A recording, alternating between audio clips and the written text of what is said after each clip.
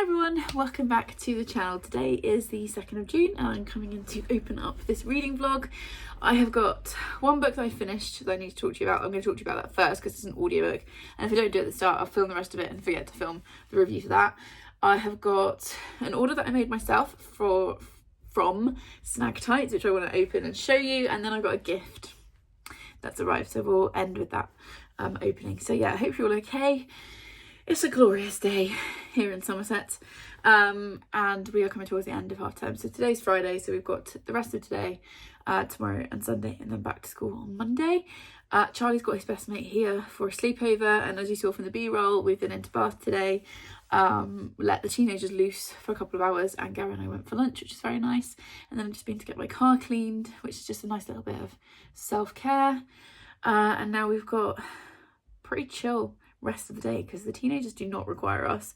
Anyone who doesn't know, my son Charlie is 13, so they don't need us. They are hooked up to the Xbox in the spare room, and they've got like scooters and stuff when they go outside, and as long as we provide regular snacks, that's pretty much the extent of it. So I'm hoping to curl up and read, well, I'm going to curl up and read for the rest of the afternoon because I've got a list of things I need to do, including editing all of my May content, June content even. But I'm just not in the mood for that today. I just want to relax. So that's the plan. So I'm going to film this, chat to you guys, and then go and put my feet up and read for the rest of the day. So the book that I finished was the audiobook for The Stranger Beside Me by Anne Rule. I saw Amelia from Amelia Barlow Books talked about this book recently, and it was just such a fascinating kind of setup and premise that I just had to pick it up. It was unscribed. So this is non-fiction true crime. So Anne Rule was a woman who was working on a crisis line, kind of like the Samaritans, in the 70s. And she worked for years next to this young guy called Theodore, who she became friends with. He was quite a bit younger than her, about a decade younger than her, and they kind of struck up this kind of brother-sisterly relationship. They were really good friends. And then a series of murders started. And the young man that she'd been made friends with, the stranger beside her, was Ted Bundy. And it is all about the crimes that he committed, their relationship and friendship, the way his arrests, because he was arrested a couple of times, his arrests and his escapes affected their friendship, what she thought at the time, what she's thought about since. And the book was originally published in 1980, and Bundy wasn't executed until 86, I think. So I was a little bit like, don't know how this is going to end, but the version that I listened to has 2 postscripts on it. So one updated version I think was just before he was executed, and then another update was done in the aftermath of his execution. And I found this fascinating. I gave it 4.5 stars. It is dense. It is quite slow, especially when you get to the part where it's all of the legal proceedings and it's, you know, this state wanted him for this crime and this state wanted him for that crime, and the back and forth and all the delays that happened. All of that is quite slow. It is, however, fascinating, and it's a fascinating angle to look at true crime from. You have to bear in mind when it was written, some of the language that she uses isn't language that we would use now. So she uses the R slur a couple of times when she's talking about people with learning difficulties. It's a little bit victim blamey at the start. And it's obviously very focused on Ted Bundy. So, you know, the true crime that I tend to kind of head towards these days puts the victims front and centre rather than the perpetrator, and obviously this is the other way around. She does talk about the victims, and she does talk about how horrific the murders were and the crimes were that he committed, and it is quite very emotional in places, particularly towards the end when she reads a list of all the women's names that we know of, and that was really quite something to listen to. So yeah, I would recommend this. I think if you're interested in true crime, if you're interested in Ted Bundy and the crimes that he committed, it's definitely a different angle. I've never read a true crime book from that kind of perspective before. And Anne Rule is an author, was an author, I think she passed away a few years ago. So she knows how to write. And I'd really recommend the audiobook as well. The narrator did a great job. So yeah, that was a 4.5. Really good start to the month. Thank you to Amelia for that recommendation. She didn't even recommend it directly to me. I was just watching one of her other videos and I was like, that sounds really interesting. So yeah, there we go. That was the first book of the month. Done. When we were in town today, I got bubble tea, because obviously I did. And they were giving away, if you got 2 large bubble teas. They were giving out these cute pin badges because obviously June is Pride Month. So I'm very excited. I will definitely be putting that on my lanyard for work because it's super cute and it fits. Sorry if you can hear the boys shouting at each other in the background, they're gaming. So yeah, I will put this on my rainbow lanyard for work. So I had that, and then I've made a snag order. Whoops, several things were ordered, clearly. So if you don't know, I've got a pair of black snag dungarees that I bought, I want to say like September, October time, and I love them. They are really comfy, they're really thin. I can't deal with like the idea of being in like denim dungarees or corduroy dungarees, just feels really restrictive, and no thank you. But these are, I'll check what on the label what they are in a minute, but I think they're like a cotton blend. So they're really comfortable, thin and stretchy, and I feel like I'm going to live in them all summer. So I said to Gary, I was like, I'm going to get a second pair specifically from Snag. And then when I went on there, it was a 50% sale on, so I was like, sweet. So I grabbed some new stuff. Sorry if you can hear them, they're clearly having a good time. And it just comes packaged really nicely, so I thought I'd show you. There's not at all an ad or anything like that, I'm just very excited. So this very cool postcard came with it, with like all of the like thanks for your order stuff on the back. And then let's open this up together because I can't remember what I ordered. I think it was 3 pairs of tights, a pair of dungarees, and some chub rub shorts, which are a necessity at this time of year, for me anyway. Yes, okay, so I think I ordered a black tights, these, and navy blue. I usually only ever wear black tights, but I thought these would be really cool. They're like a plum colour, really nice for autumn. And these were also in the sale. I think it was 3 for 2, so obviously I got 3 because why wouldn't you? So we've got plum ones. This one says, oh, denim burgundy. Ah, maybe I didn't do navy, maybe I did burgundy instead. I did, yeah, plum instead. Ah, yeah, okay. So these are the burgundy ones. I've never had snag tights before, but I hear very good things, so we are having a go at those. And then yeah, these are the black ones. But whilst I was there, I'd get a decent pair of black tights because I live in these for work from like September to April basically, so that's less exciting, but a necessity. And then chub rub shorts because I'm gonna wear dresses to work as much as humanly possible for the next 7 weeks. And chub rub shorts are the way forward because comfort is important. What colour did I go for? Oh, okay. I think these are Builder's Tea. Yeah, these are the Builder's Tea one. And they're Stay Cool. I think they're like thinner than the normal ones. They are not attractive, but they will be a comfort necessity for the next few weeks. And then I did the Hit the Bottle. I did the green Snagaroos. Oh yes, I can see the colour of these. I'm so excited. Ooh. I love my black one and I love this colour. Yes. Yes, yes, yes, yes, yes. So as you can see, I'm so happy with this colour. If anyone's interested, I'm a size D, which is like a 14-16 kind of size. I love them because you've obviously got the fully adjustable straps at the top. They've got these really cute button details on the side, which they snag. They've got deep pockets on the front, like I can fit my whole phone in that pocket, and then they taper down and they've got the little roll-ups cuffs on the end. So yeah, I'm so happy with these. I'm gonna live in these all summer with t-shirts, so that's very exciting. So that's my snag order. And then this dropped through my letterbox yesterday, and it says What Victoria Read on it, which means it's from my wish list. So thank you so much to whoever sent this. Obviously we'll find out who it was in a minute. And just the usual like reminder, I don't ever expect it at all. You guys do enough just chatting to me and being subscribed and liking videos and all that stuff. So yeah, it's not at all expected, but it's also really exciting when it does happen. So let's see what's in here. It feels like there's 2 things in there, which would just be ridiculous. Oh, there we go. No, it does not want to open today. Today is not my day. I'm just going to move that pin badge because I don't want it to get swept under the bed with all the other stuff. Right, yeah, I was right, there's 2 things in here. Can I find a gift note first? Ooh, what have we got, what have we got, what have we got? Right, that's the receipt. Oh, thank you for your wonderful videos, which have been such a source of comfort as I navigate my first year as a deputy head teacher and enabling me to buy many books from Vicky. This is so nice. We've been chatting on Instagram a little bit, and she said that she's a deputy head teacher at a primary school, which is just a job that I can't even fathom. So thank you so much, Vicky. That's really like so lovely for you, of you. Sorry, I can't speak today. Right, let's see what we've got. So this is, oh, is it 2 books? It's 2 books. Oh my goodness. Okay, so we've got Agatha Christie's The Moving Finger, which is the next Miss Marple that I need to read, and then the Light Fantastic, which is the next in the Discworld novel series. Why can't I talk today? How exciting! That's really exciting. Thank you very much, Vicky. That's just, oh, I'm so excited to read both of these. I need to work out when I'm going to fit them in. I also kind of love, I know that these have been like reissued in new covers, but I kind of love how ugly these are.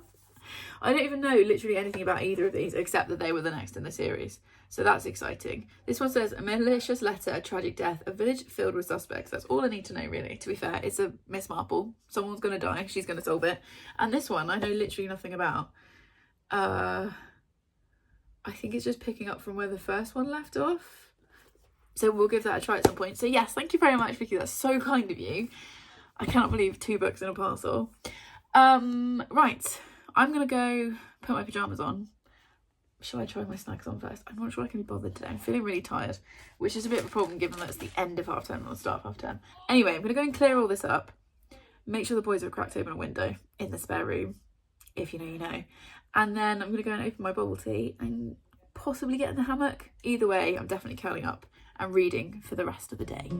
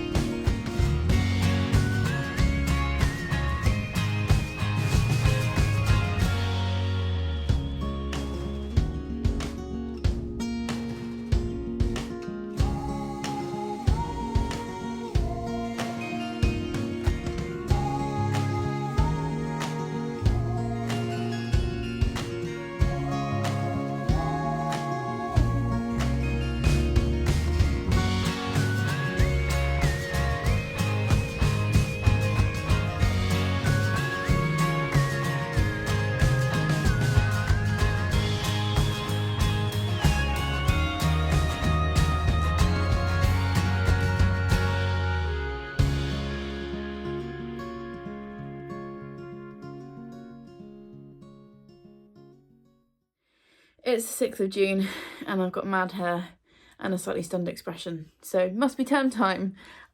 It's Tuesday. I cannot believe it's not the end of the week yet. Seriously. You may also be able to hear noises behind the camera because Sav is sat out there on the windowsill cleaning her tail. So apologies if you can hear weird like chewing noises. And also I probably should have run a brush through my hair before I started this clip. But here we are. It's Tuesday, so Gary is taking Charlie to cadets. And I don't usually film in the week, as you guys know, when it's tutor time, when it's term time. This is why I don't usually film. But I've got 2 books that I finished, and I've had a book-ish delivery. I've had a delivery from a brand that I'm working with for a second time, which is really exciting. That video, if all has gone to plan, has gone up before this one, so you already have seen it. But I just want to kind of get these 2 books like cleared down and reviewed before I forget all of my thoughts, because I've lost my entire mind by the time we get to next weekend. But yeah, like, I was on Twitter yesterday and there was a meme from another teacher saying, oh, when, you know, like when your friend goes, oh, you must be winding down for summer, the teacher, like the meme was just them punching their friend. And I retweeted it. I was like, I'm gonna bite the next person that says that to me, because term 6 is honestly no joke. I think I've probably already put this rant into this video somewhere, but like there's just so much happening. And I kind of hate saying it out loud because it's kind of, you know, superstitious and stuff, but we're due for Ofsted. We're overdue for Ofsted. And they, you know, our senior leaders think that they're going to be with us by the end of term, and just like the thought of that on top of everything else. No. So yeah, I'm sorry this is more teaching stuff. I try not to talk too much about teaching in these videos because I know you guys like come for book stuff. And I make videos for book stuff. It's my like creative outlet, I guess, or like time to not be a teacher and just chat about books. But obviously I also talk about my life, and my life is teaching right now. So it's just, it's a lot. It's a lot. But anyway, you know that because I continually whinge. Even though I'm like, I won't talk about teaching. Sorry, something's bitten me on my leg and it's taking all my willpower not to like scratch it real good. Right, so I've got 2 books to talk about. So the first one, so I've had a 5-star, which you guys will have predicted this book for a 5-star, and a 4.5. And as usual, we'll go in the order that I finished. So the first book that I finished since I last spoke to you was Bookshops and Bone Dust by Travis Baldree. This is my 5-star read. Can you see all those tabs? I don't even tab that often, and yet apparently I'm tabbing. I adored this. First of all, it's not out till November. And it is the sequel. It's the prequel. That's the word. It's a good thing I'm not an English teacher, isn't it? It's the prequel to Legends and Lattes, which came out last year. It was my favourite read of last year. And this will definitely be in my top reads of the year. I loved this with my entire heart and soul. Thanks, Alf. I was really getting into it there. I loved it. If you liked Legends and Lattes, you'll like this one. I think if we were going to split hairs, I preferred Legends and Lattes just a tiny bit. But I loved being back with Viv. All of these tabs, I didn't like colour. I didn't do specific colours for specific things like a real tabber would do. I just picked blue ones that would match the cover, and then I just went dark blue, medium blue, light blue. That was as much thought as went into it. But each of those tabs is either descriptions of food. Travis Baldree can do food descriptions just perfectly. Character references or like descriptions of characters that I really loved, quotes that I wanted to remember, or bookish, like discussions of books and reading. You can tell that Travis Baldree is a writer that loves to read. And that sounds super obvious, but like I don't think every single writer is necessarily a big reader, but some writers you can tell that they really love books, and there's so much of that in this. So this is out in November, so you'll probably see me talking about it on Instagram a lot more nearer the time. And we are back with Viv, or technically not back with because it's a prequel. We're with Viv, who is an orc barbarian. She's in her late teens, early 20s, I think, in this book. And at the start of the book, she gets injured in a battle and she has to basically go and recuperate. And she's sent to this town called Merk, which is by the sea. And there while she's recovering, she stumbles across this bookshop that's being run by this ratkin called Fern. And the bookshop's like really run down, and so Viv starts to help Fern kind of bring the bookshop back to life. There's like some mild peril, which is where the bone dust comes in, but very much like Legends and Lattes, there's not a huge like storyline. There's not loads going on. There's not massive battles. There is a fight, but it's mostly just about food and found family and being who you are. There is a Griffith, I don't know if I'm saying that right, which is basically, from what I can work out, like a pug crossed with an eagle, called Pot Roast, who I would absolutely die to protect. Is he in the illustration at the front? I feel like he is. There's also a character who I can't really tell you much about. Yeah, there. So that's Viv. That's Fern. That's Potluck, who I just absolutely love. There's also another character that I love called Satchel, but I can't tell you too much about them because that would give stuff away for the storyline. And there's also a sapphic romance in here as well between Viv and another character that she meets along the way. And I just adored this. I adored it. I read it really slowly. And if you've been watching my content, sorry, I can't sit still. My legs are really sore after a full day of teaching. I should really not have sat on the floor. Like getting up might actually be a problem. Gary might come here in an hour and find me still sat on the floor. Yeah, I just love this. I read it really slowly. It took me about 10 days, and usually if a book takes me that long, I'm gonna hate it, but I was procrastinating reading it because I didn't want it to be over. So yeah, Travis Baldree, definitely one of my favourite authors now. I adored this. I cannot wait for you guys to read it when it comes out in November. I feel like it's going to be a huge book for the end of the year, and I feel very, very lucky. So massive thanks to Book Break for putting this into my hands. I just loved it, and I can't wait for my special edition to arrive. My hardback that I ordered from Waterstones. So that'll be a nice treat for me in November. So that was the first one I finished. And then the second one I finished was Hidden Valley Road by Robert Kolker. This is very kindly gifted to me by the lovely Amelia at Amelia Barlow Books last year. This was the oldest book on my TBR. It's from last June. So sorry, Amelia, it's taken me so long to get to this. This is very different. Like reading these two books in tandem was an interesting time because this is non-fiction. And this is about the Galvin family, who you can see on the front here, who had 12 children. So they started having children in 1945, and then their youngest was born in 1965. So they had 12 kids. They had 10 boys. of those 10 boys, 6 of them ended up being severely ill with schizophrenia. And what Robert Kolker does is he looks at, it's part biography of the family, so looking at how the parents met, their relationship, then all the births of their children, and then the subsequent problems that the family had to deal with as one son after another became very, very mentally ill. And then it's also looking at how mental health was treated in America at the time, the kind of thinking on schizophrenia and how that's evolved and changed.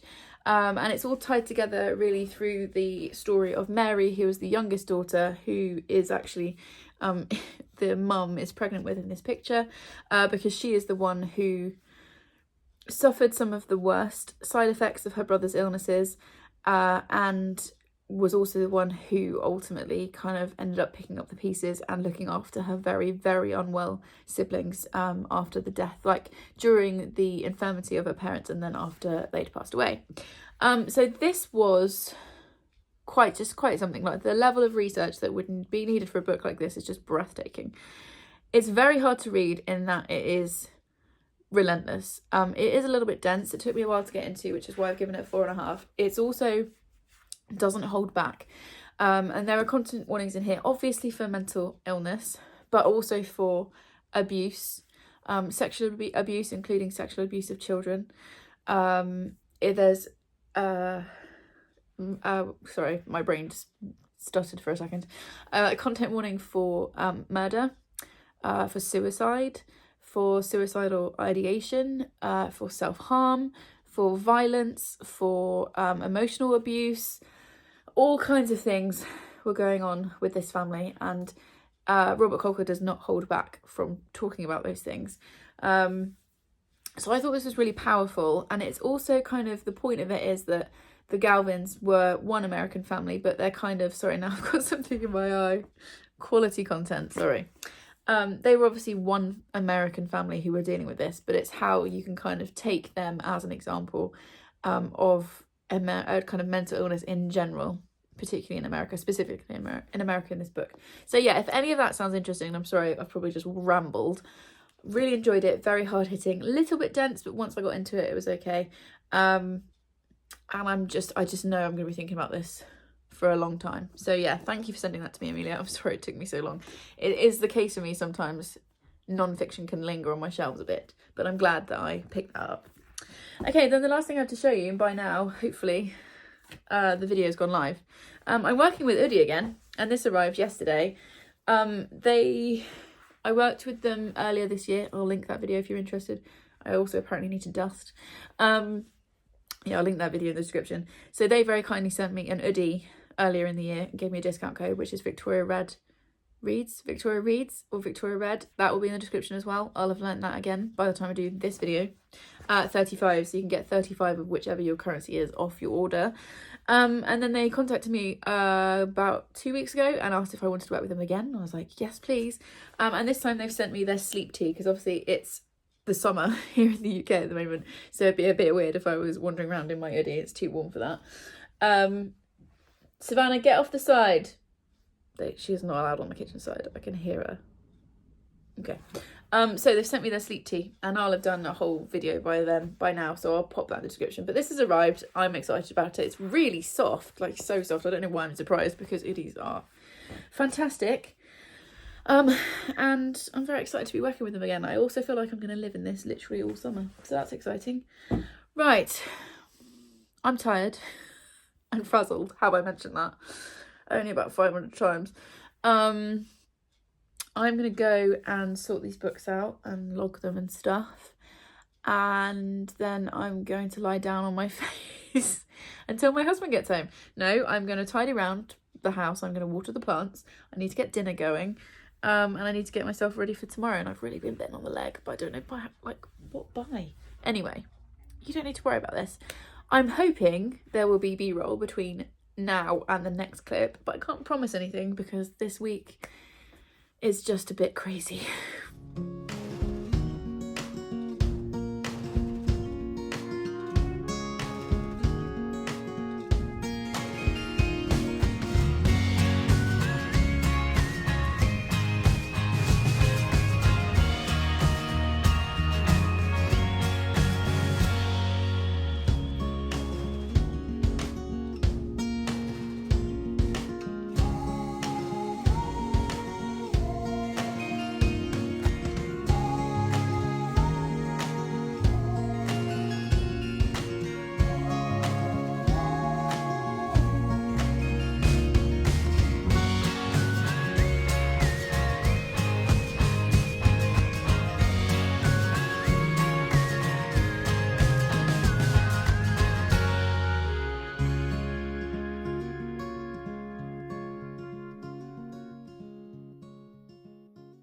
It's the 11th of June and what a week.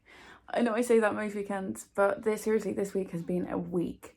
So if you follow me on Instagram, you'll know that on Thursday we had to use our full lockdown procedure at school. I'm not going to get into the details of that because obviously data protection and stuff, but we had to use our full lockdown, which is where it's a drill that we run every half term, and it's basically where all the kids have to return to their tutor room.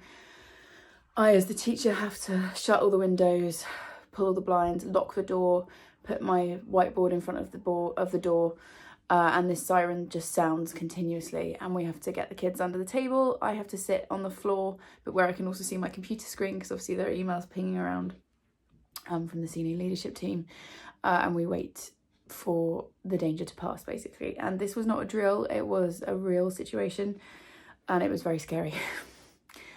Being sat in a room with my tutor group, so 27 teenagers who were all very panicked because the thing had started during lunch, so a lot of them had seen what was going on. It was just very, very stressful and very, very scary.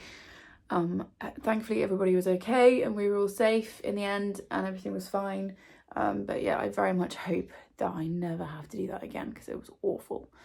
So yeah, not a great week. There's also been some family stuff going on which I'm not going to talk about because it's not just mine to talk about, but yeah, that's just also added unnecessary stress this week, and it's all kind of felt like it was piling on top of me. I wasn't in school Friday as I was unwell, because that's what my body does when I get very stressed, and I'm just really struggling. And I always kind of, whenever I'm doing these vlogs, I'm just like, I don't know how much to talk about it because I don't want to trigger anybody's own triggers. I don't want to set off anybody's own triggers, and I don't want to bore people. But I also want to be open and honest. So I've had a really, really awful week and my anxiety is really high. My anxiety over going back to work tomorrow is like at a 9.5 out of 10. And part of me just wants to curl up on the sofa and just not deal with it, but I know if I don't go back it'll get harder to go back. So yeah, I'm on the struggle bus this weekend, so there we go. I do have some bookish stuff to talk to you about as well, which is why I've come on, and I'm also just about to film my OD video, so that will have been up by now. So if you haven't gone to watch that, if you wouldn't mind having a little click on the link and watching the video. I'm nervous about filming that as well. It's always a thing when like companies pay you, because it's a fully sponsored video, so they have paid me for it, and that money will obviously go into the charity pot, because if in case you don't know, we're a charity channel. Like all of my AdSense and half of my paid content goes into the charity account that I hold, and then we will donate it at the end of the year to Books Trust, I think is the charity we went for this year. I can't remember, but I'll put my intentions video in the description, which is where I talk about it. So I'm about to film that and I'm really nervous about it. I tell you why. Because they approached me, they've watched my content, they like what I do, I've worked with them before, it was fine, but now I'm like, oh my gosh. Anyway, yeah, so I have some bookish stuff to talk to you about. I have one book I finished, one I DNF'd, one that's arrived and that I've nearly finished, but I kind of want to show you because it's arrived in the last couple of days. And then I also I'll show you this first. I had this postcard arrive, which I'm not gonna lie, slightly looks like the inside of one of my migraines. And this is from the lovely Amy from Amy Myers. She's been in Vegas. Obviously I can't show you the back because it's got my address on it. But she says, hello from Vegas. Meow Wolf was amazing, as was the Rise Block bookstore. Today we're off to the library restaurant. Love, Amy. And I just love it. So I'll link her because I think she's doing some vlogs maybe for Vegas. She's been very active on Instagram, so you should obviously also go and follow her there. But yeah, I just love that. I came through the door and I came home and I was like, what on earth is that? And Gary was like, it's a postcard from one of your friends. And I was like, oh, cool. So yeah, that's very trippy. Okay, so there's that one. Then the book that I finished was The Centre by Aisha Manzir Siddiqui. This is an ARC. It comes out on the 6th of July. This was obviously sent to me by Book Break in exchange for an honest review. And this was weird. So we're following, what's her name, Anissa, who is working in London as a translator, and she goes on a date with this guy and he tells her about this place called The Centre, where they can teach you any language, make you fluent in any language in 2 weeks. Oh, Molly's just getting up from her nap.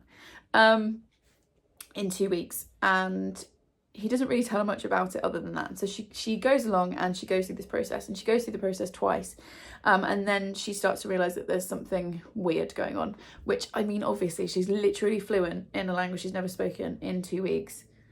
clearly there's something weird going on. I was really hooked into this for the first 100 pages, but I ended up giving it 3.5 stars. So I didn't love it. I would recommend it. It was very odd.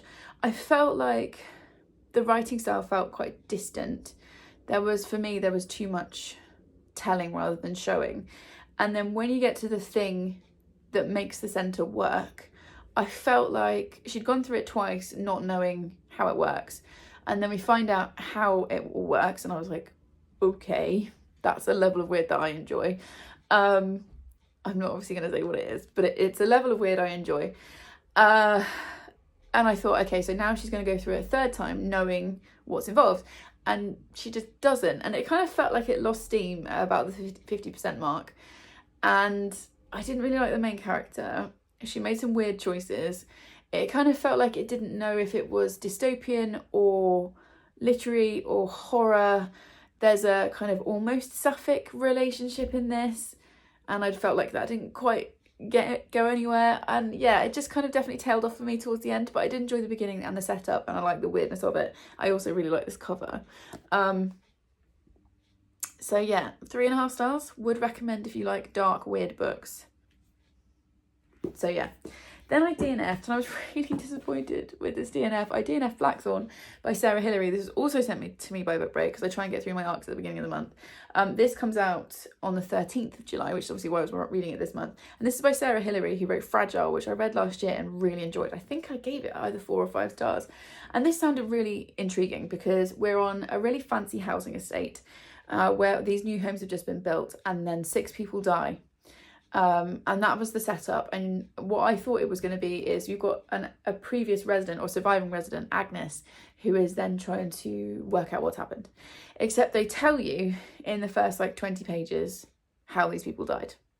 So for me, I got up to 100 pages and I was basically bored, and I didn't feel any tension. I also wasn't connecting to Agnes, so I DNF'd it. I mean, for me, I feel like the setup and the premise could have been super interesting. Molly, can we not scratch the carpet? I will let you out in a minute.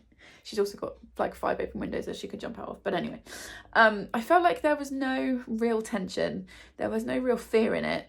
I didn't really connect with Agnes. Agnes is also autistic in this, and I didn't like the way I'm not own voices for autism, but I didn't like the way other characters were treating her, because it made it feel like she should be apologizing for her autism, which is not okay. So just the whole thing just didn't work, and so I DNF'd it 100 pages, but I am disappointed because I really enjoyed Fragile. But if you're more patient than me, maybe you'll enjoy this one. Maybe I should have pushed through and finished it, but I just wasn't in the mood for it. And I feel like if I'm 100 pages in and I'm bored with what's supposed to be a thriller, I'm stepping away. And then the book that's arrived, and I have actually almost finished, so you'll watch me review this in a second, is The Shadow Cabinet by Juno Dawson. And this fell through my letterbox at exactly the perfect time. And yes, this is the signed sprayed edges edition. It's a proper signature, so Juno Dawson has, touched this page, which is very exciting. And this is the follow-up to Her Majesty's Royal Coven. And as you can see, I've got less than 100 pages left. So yeah, I will give you my thoughts on that in probably about a minute for you guys. But I did just want to show it because it was a bookish thing that happened this week, and I was very, very excited for it. So yeah, I'm currently reading that. Right now, I'm going to film the audio video. It's Sunday.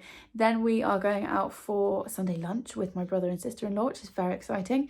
I'm very excited for a roast that I don't have to cook. Although it's also 27 degrees and it's so muggy. We were supposed to get a thunderstorm last night, which I was very excited about, and then it just didn't happen. So we've had a week now of being in the mid-20s. I'm not going to translate that into Fahrenheit because I don't know how, but it's hot. It's supposed to hit 27, 28, 29 this coming week, which will make my classroom hell. But it's just really muggy. So this is why I'm in a t-shirt, also because I'm going to put the hoodie on in a minute, so I need to be able to I need it to not look weird. But yeah, it's just really sticky and muggy and everyone's a bit ugh. But anyway, so we're going out for lunch, which will be really lovely. So whether or not I go for a race in this heat, I don't know. Sorry, Molly really wants me to open the door. I'm coming in a second. So that's what we're doing today, and then back to work tomorrow, and we'll see how that goes.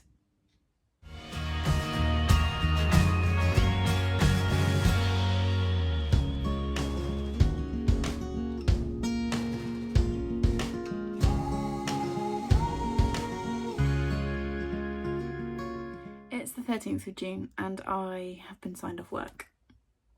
So there's that.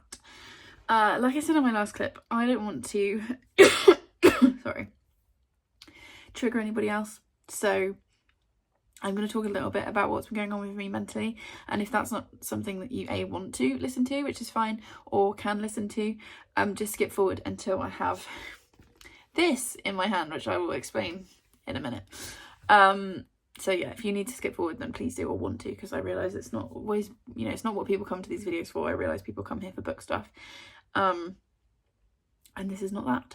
But yeah, I have been signed off work for 2 weeks. I had a second panic attack yesterday morning on my way to work, and went to see the doctors yesterday, managed to get in on an emergency appointment, which in itself is a miracle.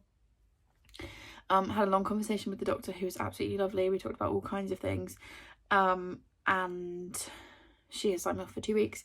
She said that I'm displaying all of the classic symptoms of burnout and stress, and that basically if I don't take these 2 weeks to rest and stuff, I could potentially end up with a big problem. So I'm off work. And that's a very complicated thing. I feel like anyone, no matter what your job is going to potentially struggle with being signed off for 2 weeks. But when you add in the guilt that comes when you work in a school, it's not a nice feeling. This is not something I'm happy about or enjoying. But it is something that needs to happen. So I'm going to be off work for 2 weeks. And in that time, my job, or my homework, as the doctor put it, is basically to try and reset myself. So I haven't been sleeping properly. I haven't been eating properly. I haven't been exercising, all of those things that we need as fundamentals. I haven't been doing for a long time. So that is what I'm focusing on over the next 2 weeks. I've been given a kind of short course of sleeping tablets to help get my sleep pattern back to a healthy place, which is only for a couple of days because I was very reluctant. But it's just for a few days to try and give me a bit of a push in the right direction. And then, yeah, no work stuff at all. My HOF, head of faculty, or HOD, depending on where you are, head of department, has been absolutely incredible. She set all my cover. She immediately, as soon as I said I've had a panic attack, she was like, go to your doctor, don't think about work, come back in 2 weeks, or come back when you're ready. She's been absolutely brilliant. So that's helped, but I'm still, I think I'm gonna struggle with that feeling of guilt over the next 2 weeks. But I also know that it needs to happen, and yeah, so that's what's going on. But I do have some bookish stuff to talk about as well. I should probably explain this first of all. So I've said before that when I'm struggling, I buy random stuff off the internet, and this is a bin for my car. And I was fully influenced into buying this by Stacey Solomon, who is one of the few celebrities that I follow on Instagram, just because I think she's really funny and down to earth and interesting. And she filmed a reel where she was cleaning out her car. Again, not exactly riveting content, but for some reason it just like soothed a part of my brain. And she had this, and I feel like this is really clever because it's a bin, obviously a really small one, but it goes in the cup holder, and then, you know, got that. That's satisfying. And it's just for putting little bits of rubbish in. I feel like I'm going to be clicking that incessantly as I drive. So I bought that from Amazon for like £3, and I'm very happy about it. When I pulled it out of the box, Gary was like, what is wrong with you? But I'm very happy to have it, because usually I have just like plastic bags in my car for rubbish, and I feel like this is a far tidier thing. So there we go, I've had that. I've then had an Amazon parcel come on Saturday, I think it was, over the weekend, but because it didn't come from my wish list and it had my name on it, I was like, oh, it's clearly something I've ordered and forgotten about. So I ripped it open, and it was a present. And it was from Charlotte, because she's just the cutest human in the world, from Books and Bargains. And she sent me 2 things. She sent me this humongous bag of Pick & Mix, my favourite brand of Pick & Mix as well. This is the Bond bag. And again, this is from Amazon. And it's just full of sweeties, obviously. I just really like this particular brand and the way they mix the sweets. So she sent me that, because she's just the cutest human. But then she also sent me The Do's and Donuts of Love by Adiba Jagradar. That's the gift note. She also sent me this, which I hadn't heard anyone talk about, and since it's been in my possession for the last 40 hours, I keep seeing it popping up everywhere. And I think it's like a sapphic romance based like during a bake-off type competition, so that sounds great. I'm probably just going to put that straight into my June reading pile. And she said, it sounds like you need to pick me up. I hope you don't have this or don't already have this. I literally hadn't heard anyone talk about it. It's my current read and perfect brain soothing so far. So I was like, great. So that was, oh, I've got hiccups now. That was very, very lovely. So thank you, Charlotte, for that. I've obviously said thank you to her privately before I filmed this clip, but yeah, just putting that out there. It was a lovely thing to happen. Then I finished 2 books, one of which I've just realised I don't have the dust jacket on, so I'd have to imagine. And then I've had another gift from a friend arrived today. So the first book that I finished was this one. We knew that was going to happen. So this is The Shadow Cabinet by Juno Dawson. I showed you this in the last clip, so I won't bang on about it too much. But this is book 2 in the HMRC series. I think it's going to be a trilogy. I gave this a 4.5 star. First of all, it didn't quite hit the emotions that the first one did for me. I still thoroughly enjoyed it. I can't really tell you anything about it because it picks up from where the first book left off, and I don't want to give spoilers. I loved this. I couldn't put it down. I felt like there weren't quite as many 90s references as there is in the first one, which is something I really enjoy from that. And also we get multiple perspectives in both books, but in both books there's kind of like a main or a more main character than some of the others. The main character, or the character we follow the most in the first book, isn't in the second book, and it took me a while to adjust to the main character in this that we have instead, if that makes any sense. I also felt like the ending was a little bit rushed, but man, Juno Dawson is the queen of the plot twists and the cliffhangers, because the end of this book, like, oh my goodness, we don't even have a title, a cover or release date for book 3 yet that I'm aware of. And I'm already like desperate to read the final book in this trilogy. So yeah, I really enjoyed this. It was feminist, it was funny, it was cleverly done, it was twisty turny, it's definitely adult. The C word crops up in here a few times, so just be aware of that before you pick it up, because I know it's something that some people don't like. And I just thought it was a brilliant follow-up to the first book. So yeah, that was 4.5 stars. Absolutely adored that one. And then the one that I haven't put the beautiful dust jacket back on, sorry, is The Language of Food by Annabelle Abbs. This was gifted to me. I think this was Joe. No, it wasn't. Sorry, it was Marianne earlier this year. Let's hold it that way so you can at least see that. Gifted me this. That's upside down. Let's try that way.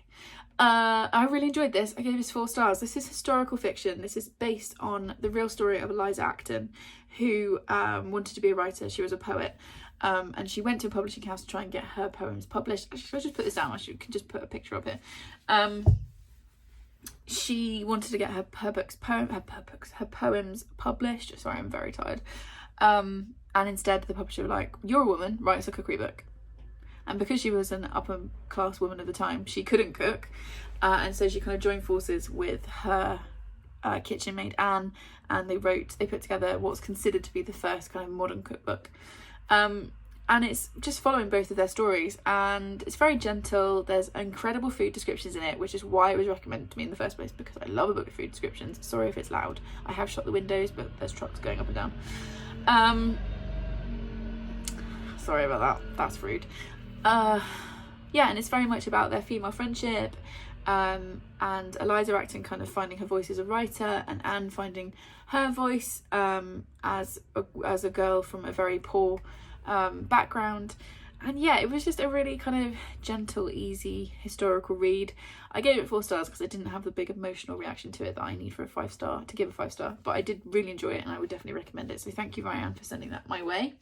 And then this morning I've had a delivery from Chloe, as you can see, and I think I know what this is because she had a book in her recent unhaul video, and it's quite rare that I message her and ask for a book out of her unhaul, but this sounded really good and she did enjoy it. I think she gave it 4 stars. She's just not going to read it again, so I was like, can I have that book? But she's been cute enough to wrap it really nicely. Like, I don't do this. Whenever I send books to people, I just chuck it in the post. So yeah, she said, I hope you enjoy this one. I definitely did. Love, Chloe. So I think I know what this is, but I could be wrong. So let's find out. Oh, it's that wrapping paper that's like shiny, so it's quite hard to rip. Okay, so I might read this as well today. Yeah, it is. Okay, so the book is The Murder of Graham Catton by Katie Lowe. For some reason this has another alternative title which I can't remember right now, but if you look it up you'll find it. And I think it's about a woman whose husband has been murdered. Yeah, brutally murdered in their home. The murderer was convicted. The case was closed. But now a new podcast Conviction is investigating this horrific crime, and they have Hannah in their sights. Someone knows more than they're laying on, and listeners are about to become judge, jury, and executioner as they uncover the truth about the murder of Graham Catton. So yeah, I feel like it's just going to be really interesting. Oh, that's nice.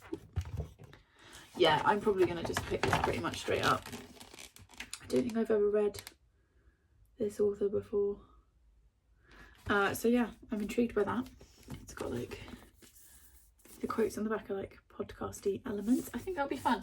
So I'm going to read that. So thank you, Chloe, for sending that to me. Appreciate that a lot. Obviously, I will also have already thanked her by the time this goes up. So yeah, I'm not quite sure how the next couple of weeks are going to go. Obviously, I will be reading, so I will have bookish stuff to talk to you guys about. Let's put that over there. I'm kind of a bit numb right now, but just trying to take it a little bit at a time and trying not to conjure up loads of stuff to do. So yeah, right this second, like this morning, I have done some yoga. I haven't done yoga for months. Really enjoyed that. Had some breakfast, spoken to my parents, which is nice. And now I'm gonna have a shower, make myself a little bit more presentable. Well, not really presentable, but cleaner. And then get in the hammock, I guess, and read.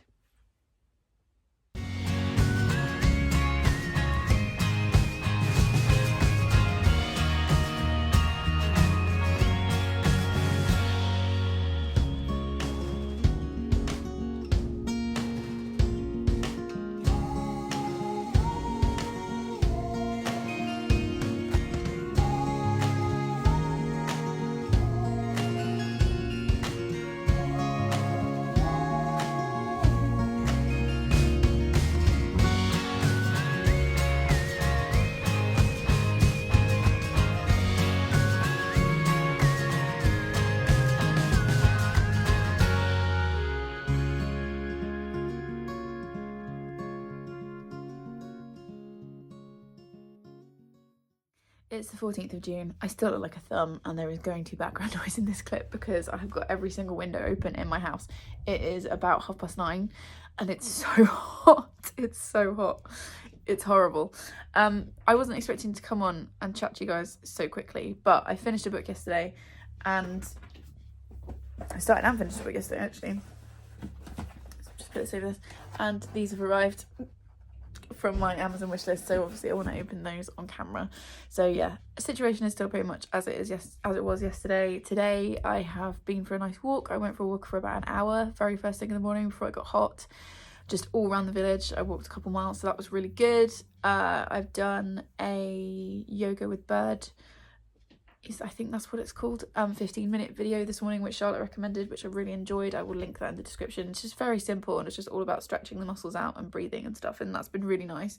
Although Jack decided to join in like the last minute or so. You just like lay really quietly on your back and focus on your breathing, and I was doing that, and then I just felt something touch my face, which obviously completely broke my concentration, and it was Jack's nose, and he was very much like, what are you doing? And then he joined in by coming and laying on my chest, so I can't lie, that was quite a nice bit of it. And then the rest of today I'm just gonna be hiding from the heat basically. I'm gonna go and sit in the garden whilst it's still shady in a minute. I've probably got about an hour before the sun moves round, and I can't sit in the garden for the rest of the day because it's like a furnace. So I'll be sat in here. You can see here I've been using ambient background noise videos a lot to kind of keep me company. But yeah, situation pretty much is what it is, so I don't need to keep talking about it. But yes, that's what I've been up to. So the book that I started and finished yesterday was All of Us Are Broken by Fiona Cummings. This is obviously, as you can see, is an arc. It comes out on the 20th of July and was sent to me in exchange for an honest review by Book Break, so thank you to Book Break. I really enjoyed this. I gave it a solid 4 stars. As you can see from the front, I actually also have dropped it down the stairs. It keeps happening. I'm really clumsy at the moment. I don't know if it's linked with everything else that's going on or what, but anyway, the family falling apart, the couple with murder in mind, and the detective on the trail. So we have multiple perspectives in this. It starts with a young woman, a primary school teacher, in her classroom, and she's having a really hard day, and some things happen, and she basically ends up just walking out and walking away from her classroom and away from the kids. We're also following a family who are experiencing grief. The father has recently died. and they are going on this trip to Scotland to see the dolphins, which is what the teenage girl, like each of the kids has got like a bucket list of stuff that they want to do, and this is on her list, so they're off to do that. And then we've got Detective Saul Anguish, who is the detective in this. So this is a slightly jumbled way of explaining this book. Basically, the book opens, the very opening scene is the mother of the family is being held hostage in a ballroom with her 2 children, and you've got this kind of Bonnie and Clyde pair who are holding them hostage with guns, and she's told that she has to choose one child to live and one child to die. If she doesn't choose, they will kill all 3 of them. And the end of that chapter ends with, and then she pointed at the child that she'd chosen to die, and then we go back in time basically to see how we got there. That's probably a better way of putting this. My brain's still quite jumbled, I'm sorry. This is very dark. Very, very dark. I really enjoyed it. This is the next in the Saul Anguish series, which started with, I can never remember the title of this book, even though I really enjoyed it, Into the Dark, which I read last year. So we're following him still. He's got his own issues. The family have a lot of issues as well. Like I said, they've experienced the recent death of the father of the family, so we're dealing with death of a parent, death of a spouse. He's also died of a degenerative disease, and if I say which one it is, it's also a spoiler for another strand of the story. So if that's something that affects you and you want to know which disease it is, let me know, and then I will we can chat separately, but I don't want to put it here in case it's considered a spoiler. And then we've also got this Bonnie and Clyde pair who basically are on a rampage and have decided that they are going to die by the end of it. And along the way, they commit this series of murders. So also in that, you have suicide ideation, you have murder, you have the murder of children, you have wound description. There's lots and lots of content warnings in this. There's also discussions of rape and sexual assault, so be aware of that. There is also animal torture in here, and like the use of dead animal bodies. I don't know how else to put that. So this is very, very dark, but I thought it was very clever. It's beautifully written. Even when she's writing something that's really brutal, somehow she's put, like, the way she puts things is really beautiful. And I enjoyed this. I gave it a 4-star. It didn't quite give me the 5-star feel, or a 4.5. I kind of saw where it was going quite early on, but I still enjoyed the ride. So I would recommend that. Like I said, it comes out on the 20th of July. Then I had to knock at the door yesterday, and the Amazon delivery person had 3 parcels for me. So whoever this is, obviously we'll find out together, because I wanted to open it on screen so you guys can see. So I feel like when people send me Amazon parcels, I need to open them on screen so they can watch me open it, because obviously I'm not with them in person when they give me the gift. So that's why I do it this way. It's not in any way to brag or show off. I've seen some like conversations online about this, like the Amazon wishlist thing, and it does definitely, it's something that I think about quite a bit and struggle with a little bit, but I also really appreciate that people want to do something nice for me, and you know, it does make my day every time it happens. But again, I feel like I say this all the time, wow, this is a big book, what is this? There's no expectation or anything like that. So yeah, let's see what we've got. Which lovely humans have, immediate fail. Which lovely humans have been very kind and generous. Okay, let's look for a ghost note, gift note first. That's a receipt. Okay, let's have a look. Yeah, okay. Right. Oh, it's from Joy. So I'm hoping you enjoy some more time. Sorry, I can't read today. I'm hoping you enjoy some more Witchlit. Take care of yourself, and thank you for all you do for us book lovers. From Joy of Books. Thank you so much, Joy. Sorry, that was a very jumbled reading of your note, but thank you. So Witchlit. What else do I have on my wish list that was witchy? I don't know. Let's find out. Oh, this one has been recommended to me so many times. The Very Secret Society of Irregular Witches by, I feel like I'm going to get this name wrong, so I will find out how to say it properly, but it's just here. And I keep getting told that this is really cute and cozy, and obviously witchy. I feel like it's about a witch that goes to be, this is a beautiful colour. I really like this colour. Our bedroom wall is going to be a similar colour to this, I hope. Yeah, I feel like I think it's about a witch who goes to be a nanny or something to a family of witches, and then she falls in love while she's there. And there's a golden retriever like Labrador dog on there. That's all I really need to know, and it says a perfect comfort read. I'm very excited for this. Thank you so much, Joy. That was really, really kind of you. Gosh, it's so pretty in person as well. Also, it's not that long. Why did I think this was like this like a 300 page? I don't know why I thought it was a huge 500 page book. So that's very, thank you so much. Thank you. I feel like I'm not being coherent at all in this vlog, so I apologise if it's super messy. Okay, let's open this one. Oh, off in one. It's the little things, guys. It really is, especially at the moment. Right. Gift note, gift note, gift note. Where are you? Is that it? No, that's the receipt. Amazon are hiding their gift notes right now. Okay, I can't find it, so let's... Ooh! Who has given me this? Why is there... Okay, I can't find a gift note, but they've got an excellent taste in books. This is One by Sarah Crossan. I mean, obviously all of these books were on my wish list. There's literally no note in there. Like, at all. Okay, hopefully by the time this goes up, I will have found who it was and thanked them.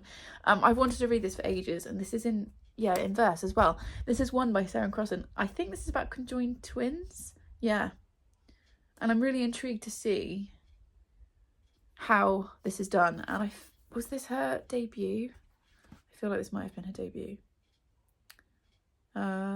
Maybe. But yeah, I'm really excited for this. I've read a couple of these. I read Toffee and I read another one, but I can't remember what it was. I really enjoyed both. So, here is the beehive. Something about the beehive.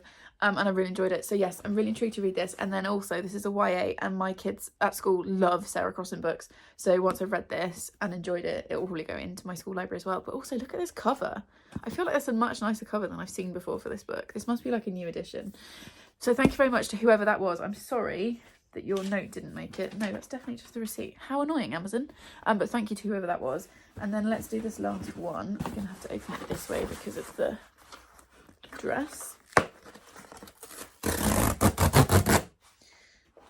Okay, right. Oh, blimey. Oh, it's not just books in here. Hang on, let me try and find a gift note first.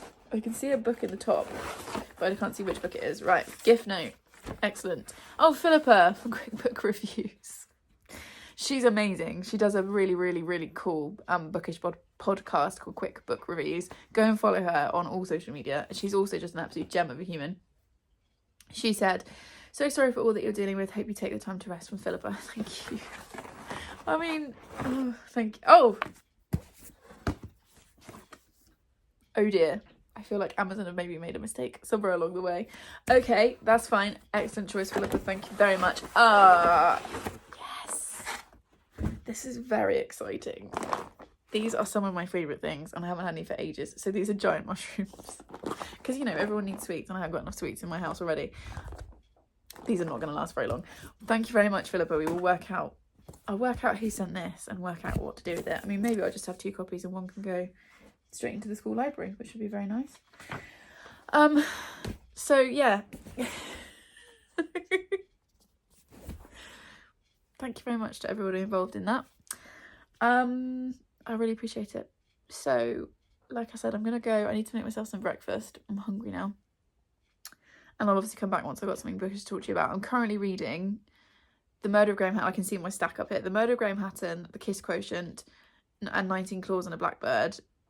I've also got The Do's and Donuts of Love and Still Life in my, like, Read This in June stack. I now want to add The Secret Society of Irregular Witches and One to that stack as well.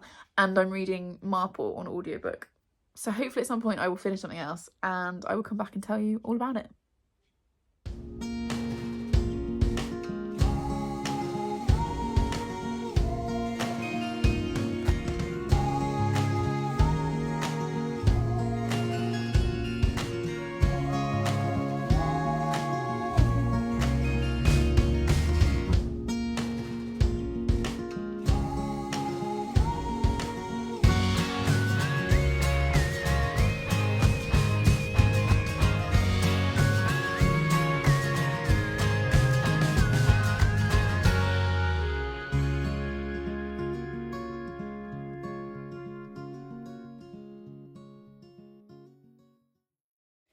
It's the 17th of June and I know I sound like a stock record, but it's so hot. It's so hot. It's actually cooled a little bit today. it's been a couple of days since I come on and talk to you, but like this week it's been like 28, 29, 30 degrees, and it's just too much.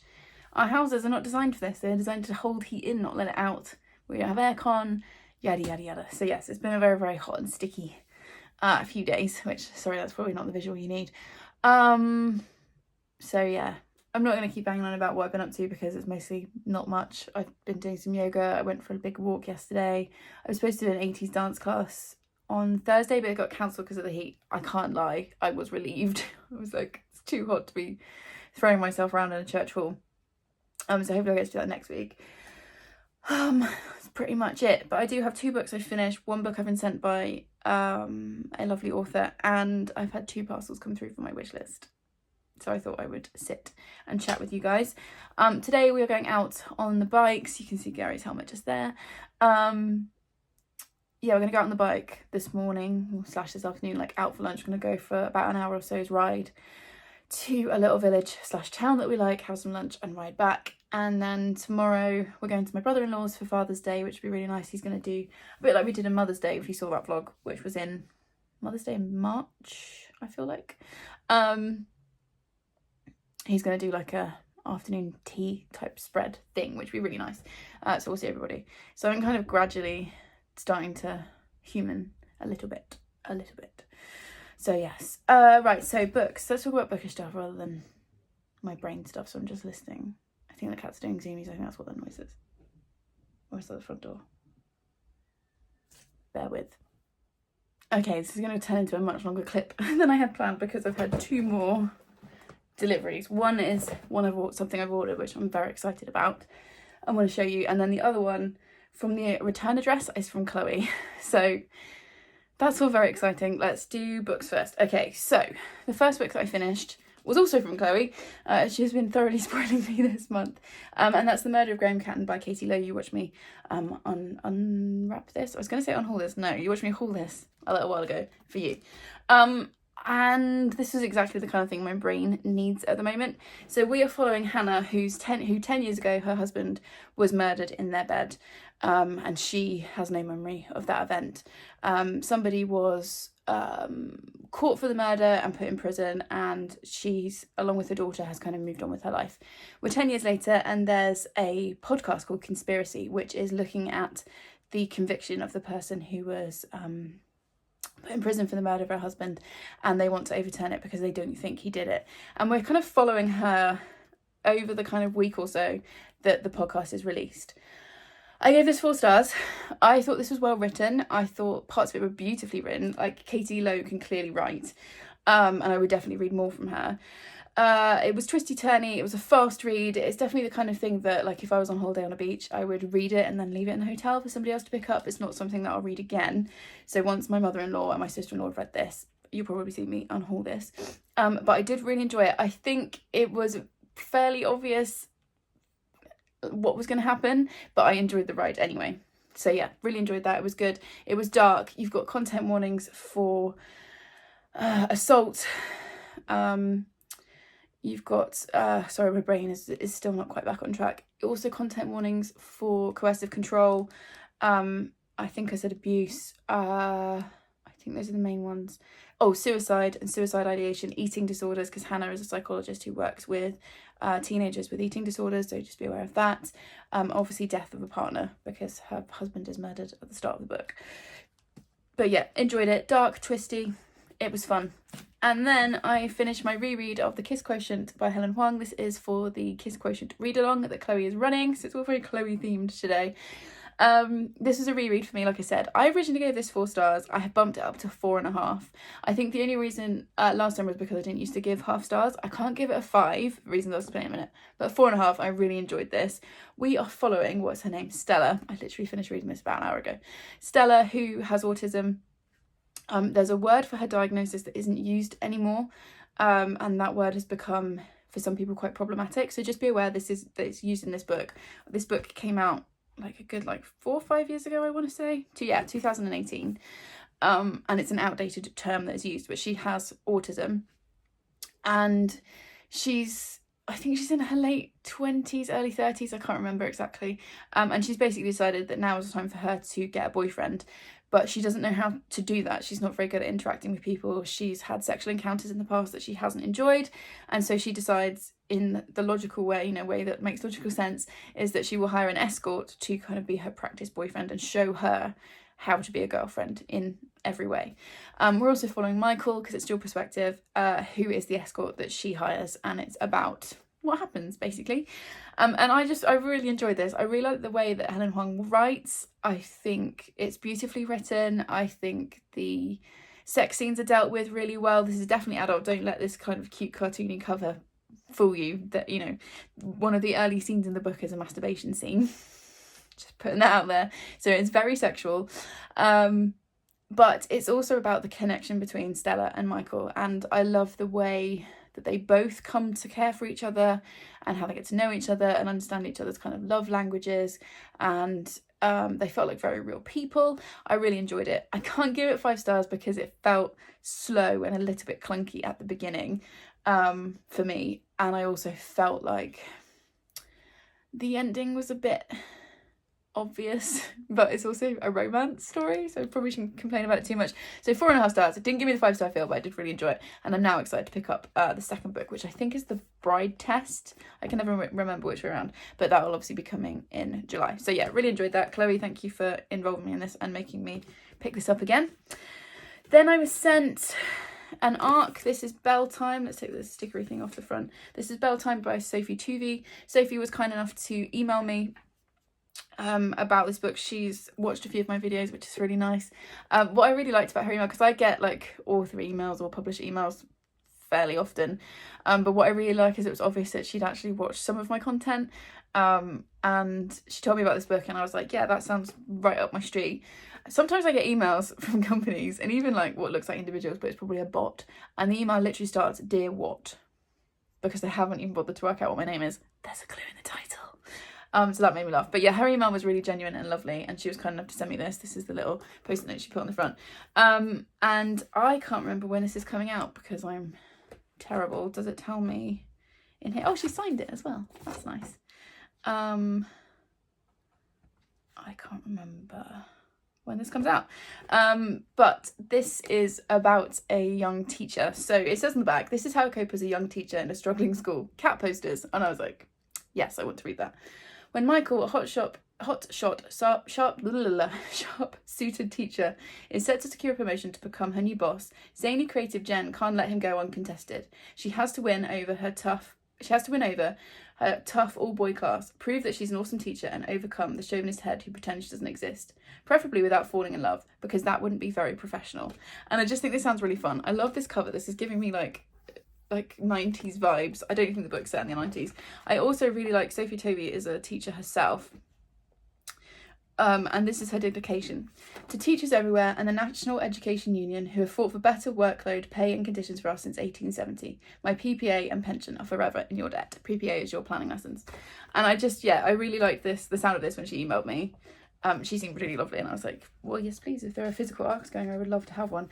I have to admit, given how my month is going, this is not one I'm in the brain space for right now, but I will read it as soon as I am a bit more able to think about school stuff. But yeah, really happy to have this. I will find out when the actual publishing date is, and I will put a link in the description. If it's already out by the time this video goes up, I will also put a link to where you can buy it, because it sounds really good.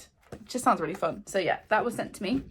Then I've had 2 Amazon parcels arrive. We're not showing my address. There we go. So let's open these. I don't even really know what to say at this point. I feel like I've already said it a few times in this video. Oh, the second copy of, it's up here, One by Sarah Cosson was from, oh, that's the one from Philippa, was from the lovely Jo and Alfie, because she messaged me on Instagram. So the second copy will go into my school library, because I know that there'll be kids who will be really excited to read that. So thank you for that, Jo. I really appreciate it. Let's see. Oh, good. Let's. Cool. Now you have to watch me absolutely wreck this envelope to get in. Oh my days. This is coming off in like 500 pieces. Okay, there we go. Let's try and do this sensibly. Honestly, you guys should see the aftermath when I finish filming. Right, gift note first. That's the receipt. Oh, it's from Sarah. I hope you feel better soon, from Sarah. Thank you. Okay, let's see what this is. It's a thin one. It's a short one. What have I got on there that's short? I don't know. Let's find out. Oh, okay. So this is Before the Coffee Gets Cold by Tisha Guzu. Yeah, I've definitely said that wrong. I will find out how to say that, but I feel like this is a super, like, well-known book. Basically, I saw Abby from Abby Pellinor talking about, like, the 3rd or 4th book in the series. Oh, look how shiny that is. And she loves this series, and the way she talked about it made me want to finally pick this up. I mean, it's been everywhere for years now. Let's put this note in here. And it's about a time-traveling cafe where you go back in time and you can talk to someone who's died or something, and you have to talk to them. You have to, like, finish your conversation before the coffee gets cold. So I think it's, like, interconnected short stories, and I don't know why I haven't wanted to pick it up before. I'm not sure. But my brain, when I was watching Emma's video, was like, yes, I would like to read that. So thank you very much, Sarah. That's a great choice. And it's got a cat on the cover, and, like, why have I not picked this up before? But anyway, I have. So, influenced by Abby and kindly provided by Sarah. So thank you so much. That was very kind of you. Let's see if we can open this one any better.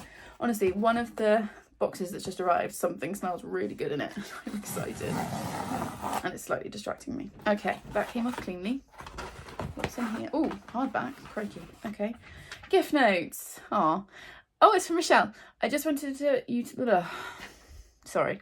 I just wanted you to know I'm thinking of you, and well, a book seems like the obvious answer. However, I'm also aware you're trying to keep... sorry today, guys. However, I'm also aware you're enjoying getting your TBR down. Keep looking after yourself, from Michelle.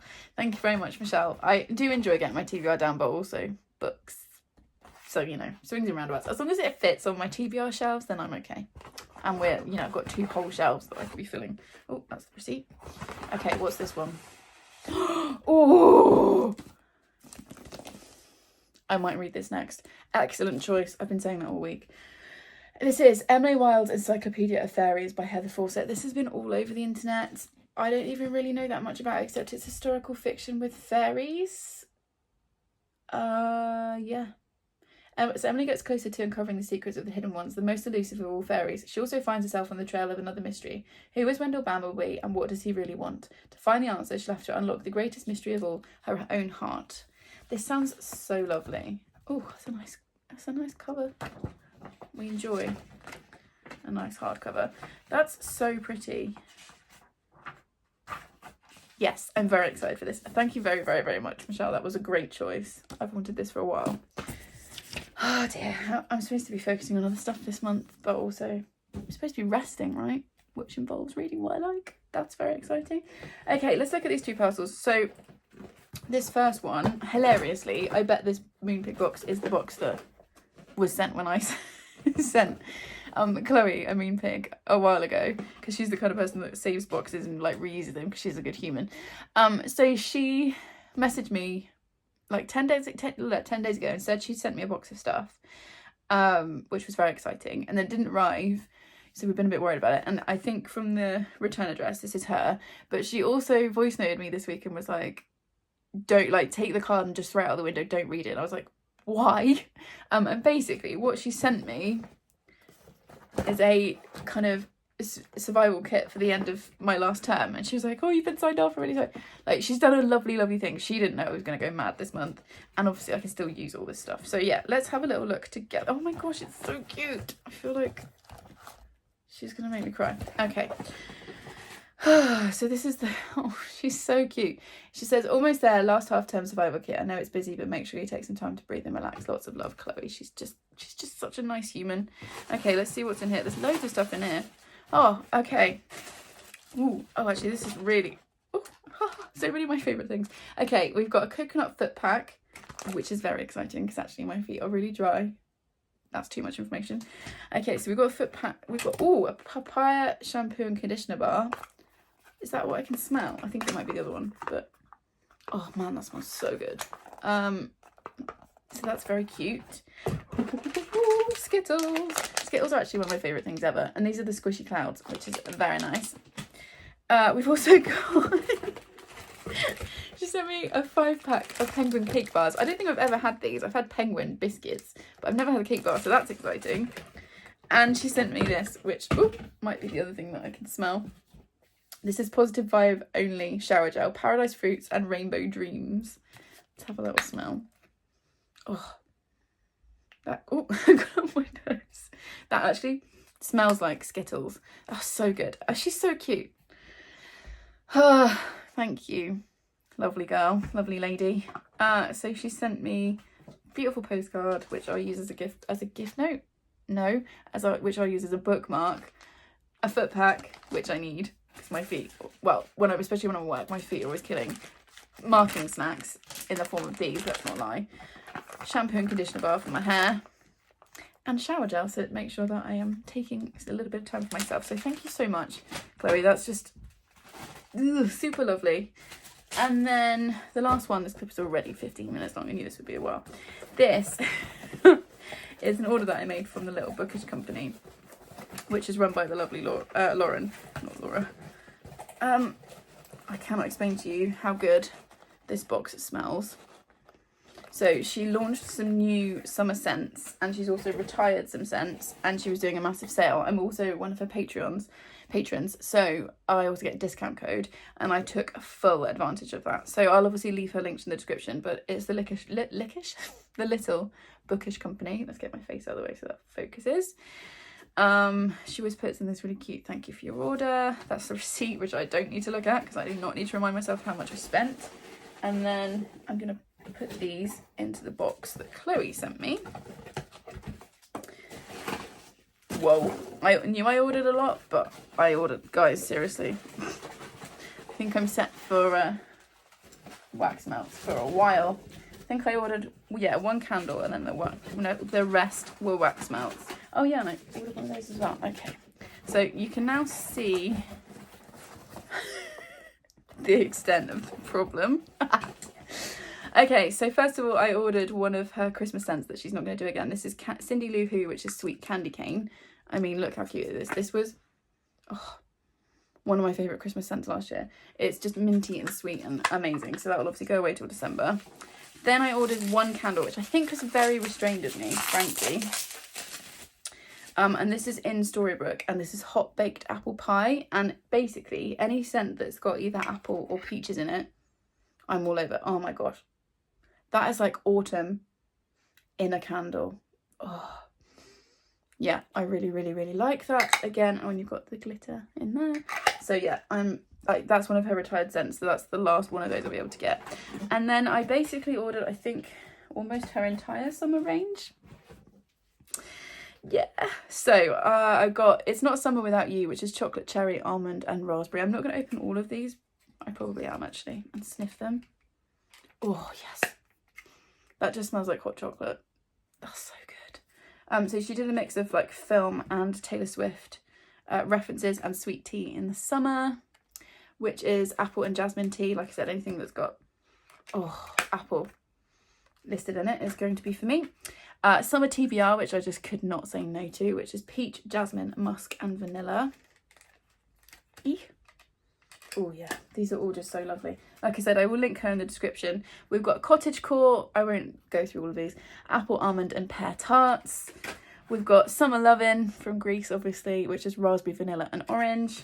And then I've got Golden Afternoon, which is juniper, pear and freesia, which, yeah, this room smells so good right now. The problem I've got is, which one do I start with?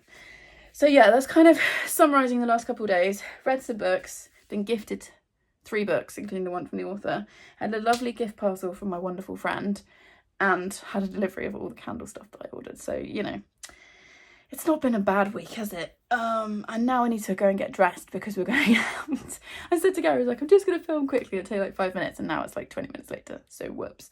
Yeah, so I'm going to go and spend the day with the husband and relax, and hopefully the temperature's going to drop just a tiny bit.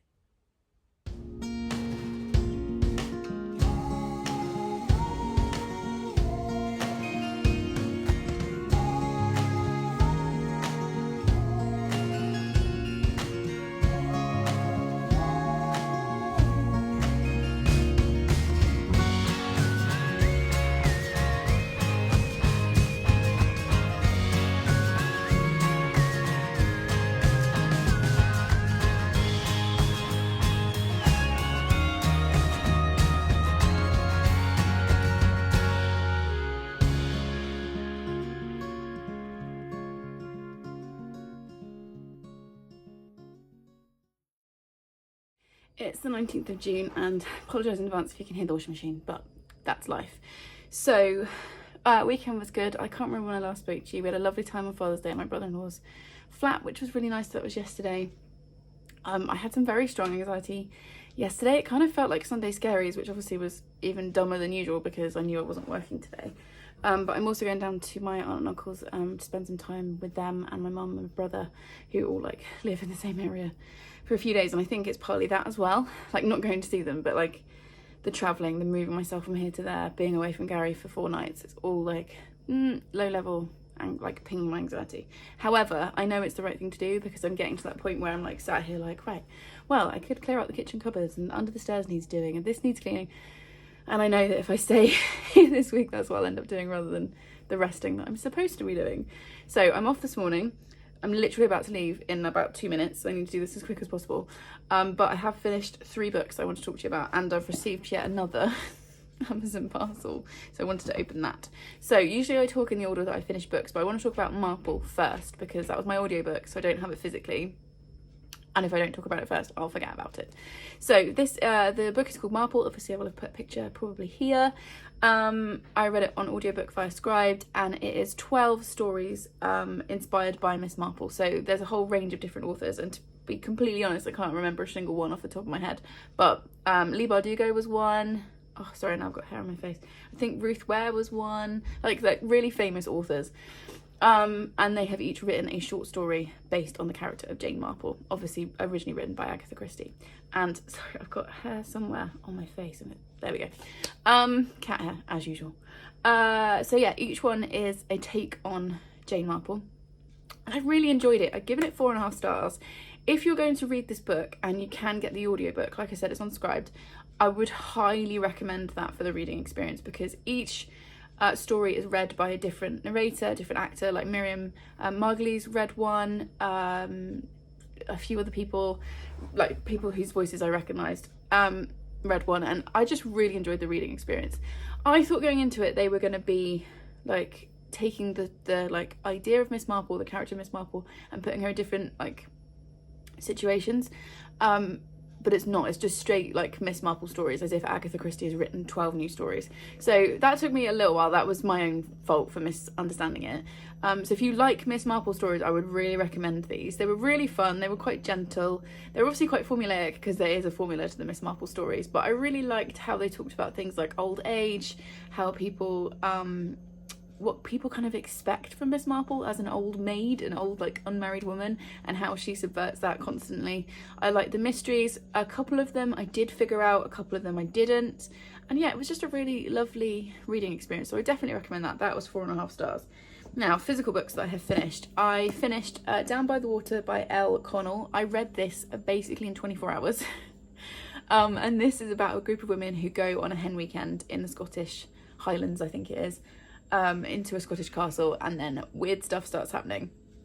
And it's all about basically the like links between the women, secrets and lies. Sav's over here now on patrol. Jack's also down here asleep in the drum, as you just saw in the B-roll.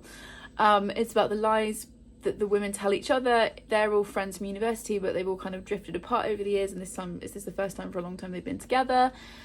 And I really liked how this played out. My boss gave me this for Christmas. She's gifted me several books in the course of our friendship over the last 3 years, and this is the only one I've ever finished and enjoyed, so at least I can tell her that.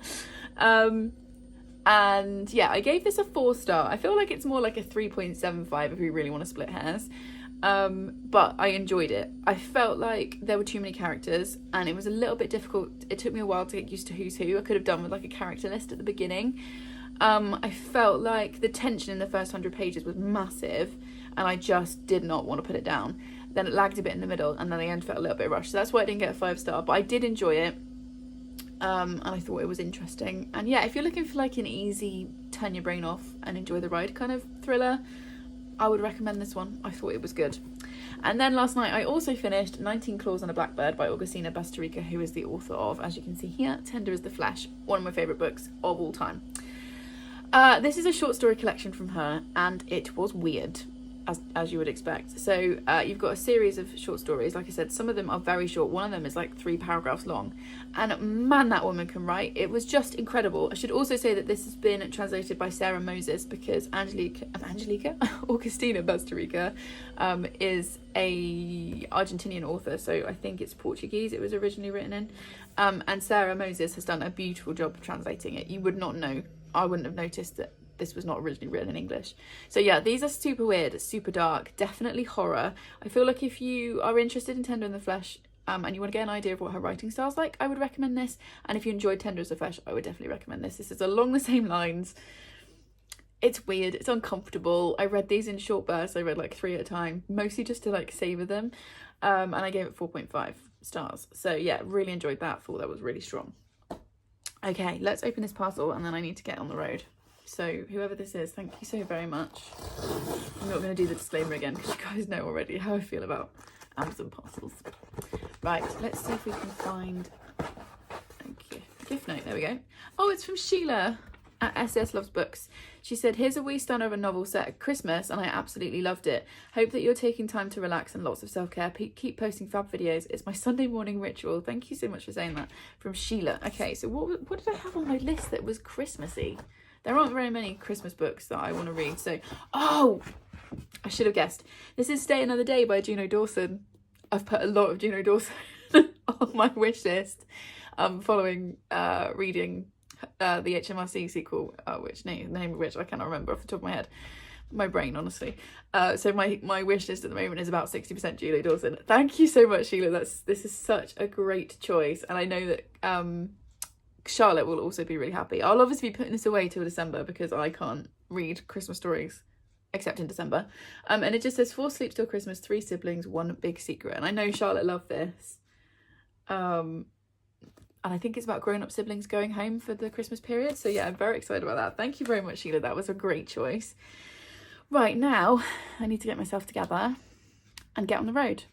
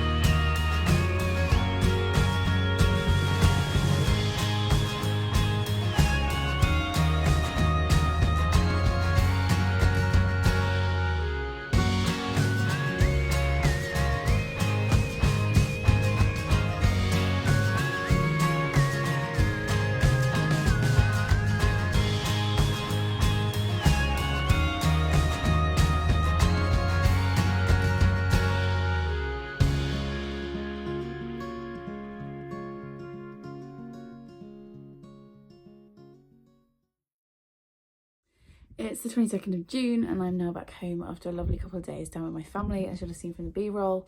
It was just really nice. It was great to spend some time one-on-one with my mum, and also one-on-one with my brother. We had like a whole day together where he like took me for breakfast and book shopping, and I'll show you the books I got there in a minute.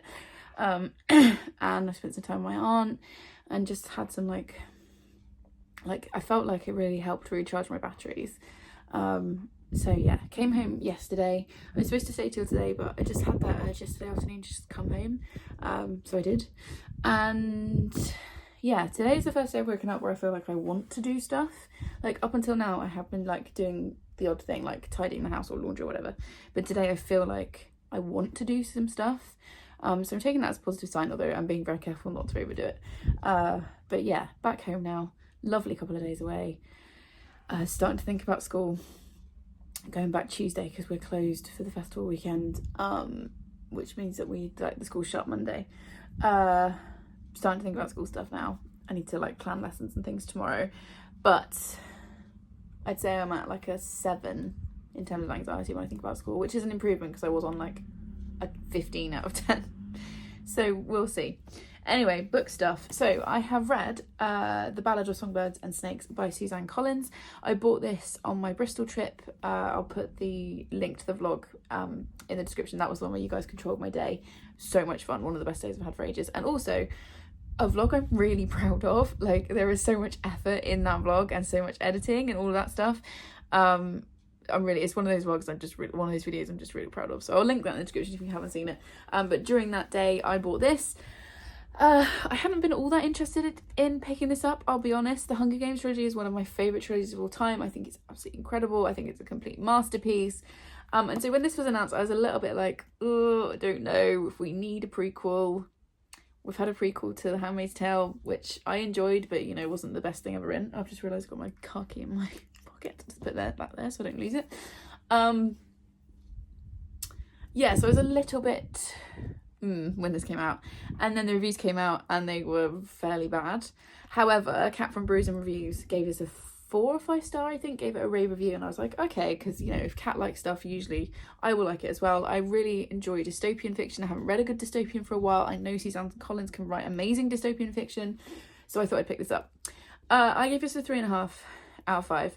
If for anyone that doesn't know, this is a prequel to the Hunger Games trilogy. I think it's set like 25 years before the Katniss trilogy, and we're following Snow, who will become President Snow in Katniss's trilogy, and we're following his origin story during 10th Hunger Games when he becomes a mentor. And yeah, I gave this a 3.5 out of 5. I really enjoyed the first 200 pages. This is just over 500 pages. It's also a bit battered because I've been travelling with it. I really enjoyed the first half. I felt like the second half was unnecessary. We have a shift in location. Obviously, I don't want to give spoilers for those of you that are still going to read it. I felt like that was unnecessary, and there were bits towards the end that I was kind of skim reading because I felt like it was dragging. I also feel like there's a kind of a romance in here that I just didn't believe in at all. I didn't feel like they had chemistry. I couldn't see what was in it for her, quite honestly. And yeah, I just didn't buy into it. So yeah, I gave it a 3.5. I enjoyed it. It was an easy read. It was perfect for what I needed, like right now when my brain is not at its sharpest. And I feel like if you loved the trilogy, this is worth a read, but I wouldn't like say run out and grab it now. I can see why some people have liked it, but yeah, it didn't quite hit the mark for me. It definitely to me is not on a level with the Hunger Games trilogy itself. So that's the only book I finished. And then Ben and I went book shopping. Like I said, he took me out for brunch. It was such a nice day. He took me out for brunch. Then he took me to a really lovely bookshop in the village where we were. No, we went for brunch and then we went to the museum, which is just a local town museum, and I was like, had very low expectations, but it was really cool. There was so much stuff there, including a real mummy. So that was really interesting. And then at the back of the museum there's like a nature walk and a really beautiful folly. We spent some time up there and like took some sibling pictures and stuff, which was really nice. And then we went to a bookshop, and I in my head I was like, I am not buying any more books. I've got so many books to read. I bought 21. I didn't buy 21, but I had 21 books come in last month. You guys have been spoiling me, and actually there's like 2 more parcels here to open that have arrived whilst I was away. I was like, I don't need books. I don't. And then upstairs in this bookshop, there's 4 rooms of secondhand books. It was like the ideal like bookshop.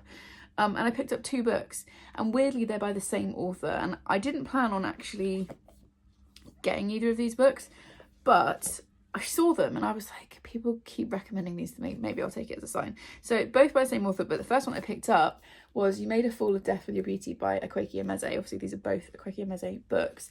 This, I believe, is their adult debut, and I think it's a romance. And I know like Shannon from 155 Books loved this book. It's got a really nice yellow hardback. This was secondhand. This was £4, I think. Yeah, it was £4. And I don't think it's even been opened because the bookmark is still like folded in like they do when they're brand new. So I don't think this has even been read. It's got a really beautiful spine, which is what attracted me to it in the first place. And yeah, I just thought, okay, I'll take that as a sign for £4. I'll pick that up. And then in the YA section was Pet, which was, I think, Akwaeke Emeze's debut, I think, but I could be wrong. Sorry, a big truck going past my house. And oh, maybe not. Oh yeah, young adult debut. And I think this is about a world where there are no monsters, and then a monster comes out of, is it redemption or jam? A monster comes out of her mother's painting or something. And yeah, again, spine's not been cracked. I'm not sure this has even been read, and this was £3.50. So I was like, well, I have both of those. So I now own 2 Akwaeke Emeze books. Tell me which one to start with, because I feel like I'm probably going to pick up one of these soon. And then I came home yesterday, and 2 of you have completely spoiled me again. I have 2 Amazon parcels. I don't know which order these came in, so we'll just grab one and open it up. Yeah, I don't even know what to say at this point. Like, I don't even know what to say, except thank you, obviously. So let's see what's in here. Let's do this one first, just because this is the first one to come to hand. Okay, oh, there's a couple of things in here. Okay. Let's see if I can find a gift note. That's a receipt. That's a gift note. Oh, it's from Ali. She said, a bright book cover and some chocolate. Thank you. Hope it doesn't melt to bring you some cheer. Thank you so much for your wonderful and informative videos. From Ali. Thank you so much. Wow, okay. So the chocolate, oh yes, excellent choice, is the milk caramel sea salt Tony's Chocolonely, which is one of my favourites. That will not last very long at all, especially because Gary doesn't really like it. So that means I get to eat all of it. Oh, that's another gift note for the chocolate. Okay, which book did she go for? A bright book cover. I'm intrigued. Ooh, this is very exciting. I think I said in the previous clip I put loads of Julia Dawson on my wish list. This is All of the Above, which I know literally nothing about, but it was nominated for the 2017 Philip Carnegie Medal. 16-year-old Toria moves to the faded seaside town of Brompton-on-Sea. She doesn't expect to fall in love once, let alone twice. But life has a habit of pulling you in strange directions, and when it comes to matters of the heart, sometimes you just have to let go, be free, and let love choose you. This looks really interesting. Is this maybe bisexual, maybe? Maybe from the colour scheme? I love it, if it is. Okay. Very exciting. Thank you, Ali, very much. I was like, kind of like feeling like I was going to settle in and immediately start reading, which I can't do right now. So thank you so much for that. We'll keep the gift note with that. Excellent choice. Okay, let's see what this one is. This is a weird shape. Like it's... okay, so let's just open it. Oh, okay. Ooh, oh, this has also got chocolate in it. Let me see if I can find a gift note first.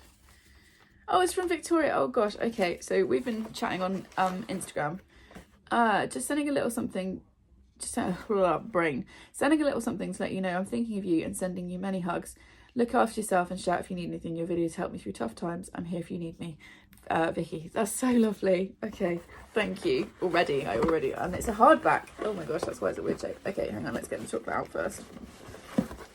Oh yes, another bar of this. Thank you very much. Can't have too much of that. And which book has she gone for? Oh, I nearly bought this the other day. This is Death of a Bookseller by Alice Slater. This has been all over everywhere, so I won't even really explain it because you probably have had the synopsis 500 times. Oh my gosh, look at those end pages. I don't think I've seen those before. Okay. And do we have a black hardback? Yes. With a purple. That's so pretty. She's the devil, I thought, taking one last glance at the oozing shards of snail shell. I hate snails, so that speaks to me on a deep level. Oh, it's so pretty. And yeah, I'm assuming it's about a death of a bookseller. It just says, deliciously dark, unsettling, and utterly addictive, Death of a Bookseller is a rollercoaster of suspense that will make your skin crawl and your heart pound. I feel like I might pick this up today. I've just finished Bella Songbirds and Snakes this morning. I do have 2 books that I pulled out of my TBR, but I might just add this to it because this just really, like, the dark, weird stuff is really appealing to my brain right now. This says pitch black, dark, and utterly unforgettable. We might have to go with this today. So thank you so much, Vicky, for that as well. Let's try and hold this up. So Ali got me that one, and Vicky got me that one. Oh my gosh. Completely and utterly spoiled. It's ridiculous. Thank you so much, ladies. I really, really do appreciate it. So today, I've done some yoga. I have tidied the garden. I put the garden furniture away, weeded so that Gary can cut the grass. Weeded the front and the back, watered everything, and just generally had a bit of a tidy around. I am going to do a bit of Booktube stuff. I need to text my boss to find out where my class is going to be up to by the end of today, so that I can plan for Tuesday, and then I might just sit and start this.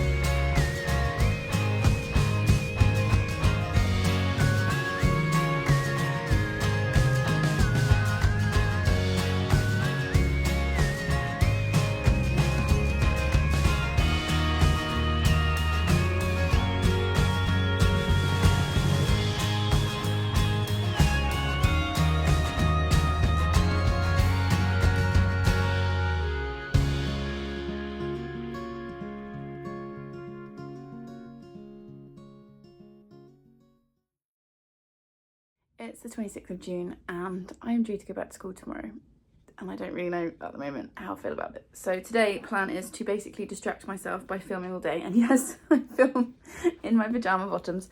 I'm filming today, so I'm going to film all of my July content is the plan, although we've just had a power cut, which is a bit disorientating, a bit weird, so we'll see how today goes. But anyway, I need to get at least a couple of videos filmed because the rest of June is just completely book solid with school stuff and family stuff and social stuff and all that kind of thing, so I'm not going to have loads of time to film.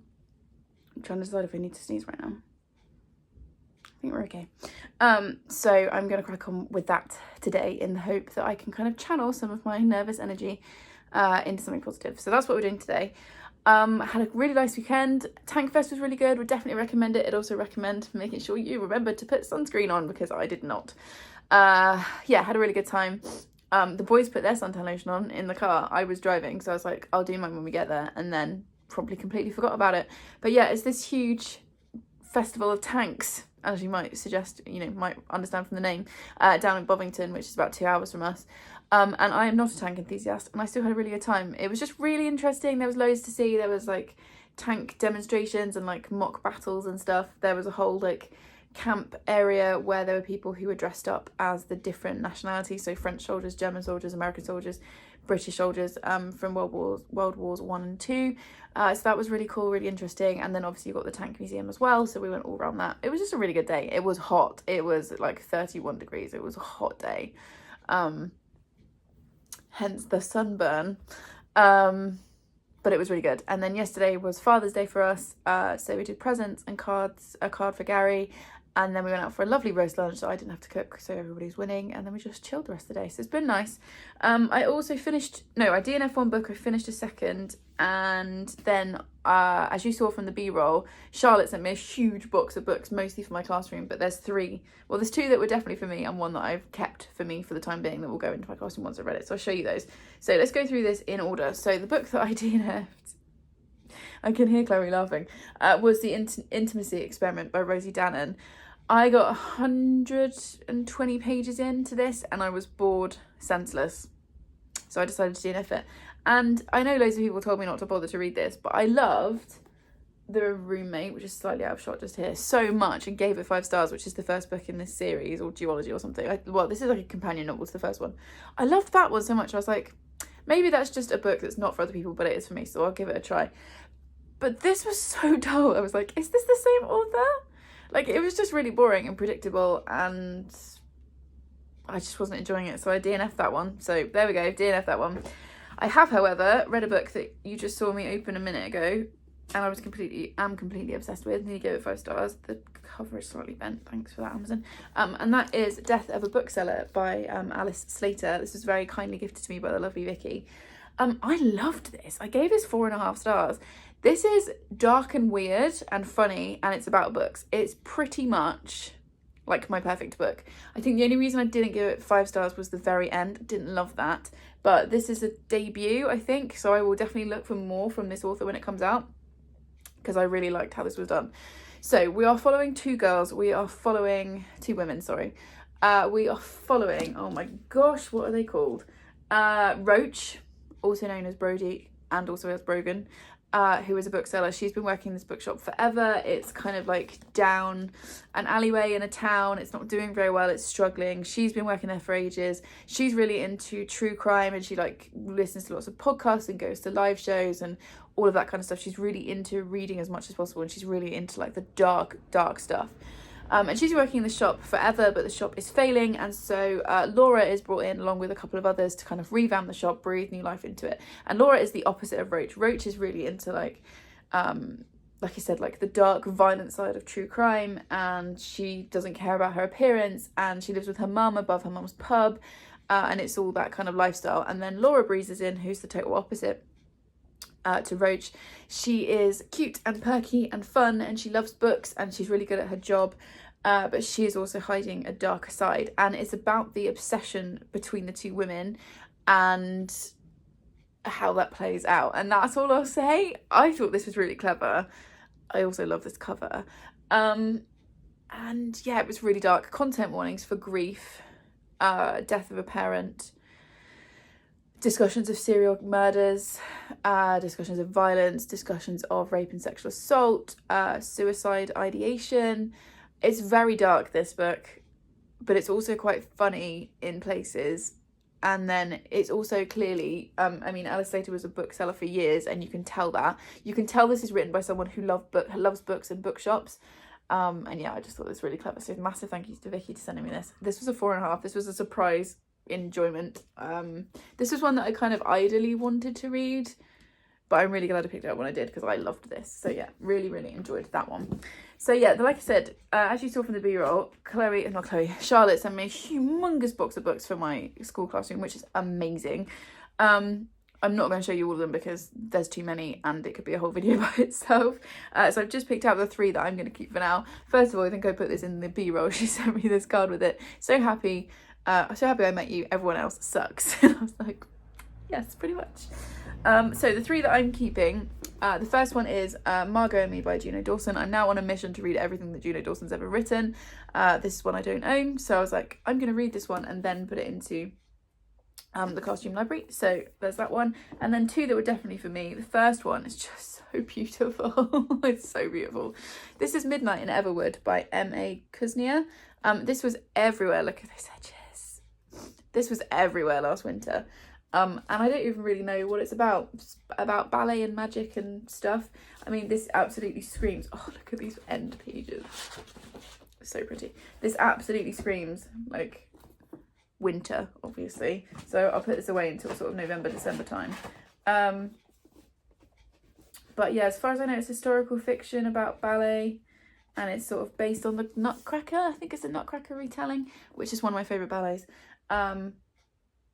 Yes, a spellbinding reimagining of the Nutcracker where magical wonders await as the clock strikes 12. Yeah, so I feel like this is what we want to curl up with in sort of December time. So I'm very excited about that. And then one that I'm probably going to read pretty much straight away is 56 Days by Ryan Catherine Howard. I've read a couple of books by her, enjoyed them. This is a COVID murder mystery, so I feel like I want to read this. I think this is going to be dark and, you know, just quite fun in a way. Nice plain black back. So yeah, thank you for those, lovely Charlotte. I do appreciate it. So 3 for my TBR and then literally 2 massive bags for my classroom, which is incredible. So I need to crack on with some filming. I mean, obviously I know I'm filming now, but I need to film some other videos before I run out of energy. And then tomorrow is back to school.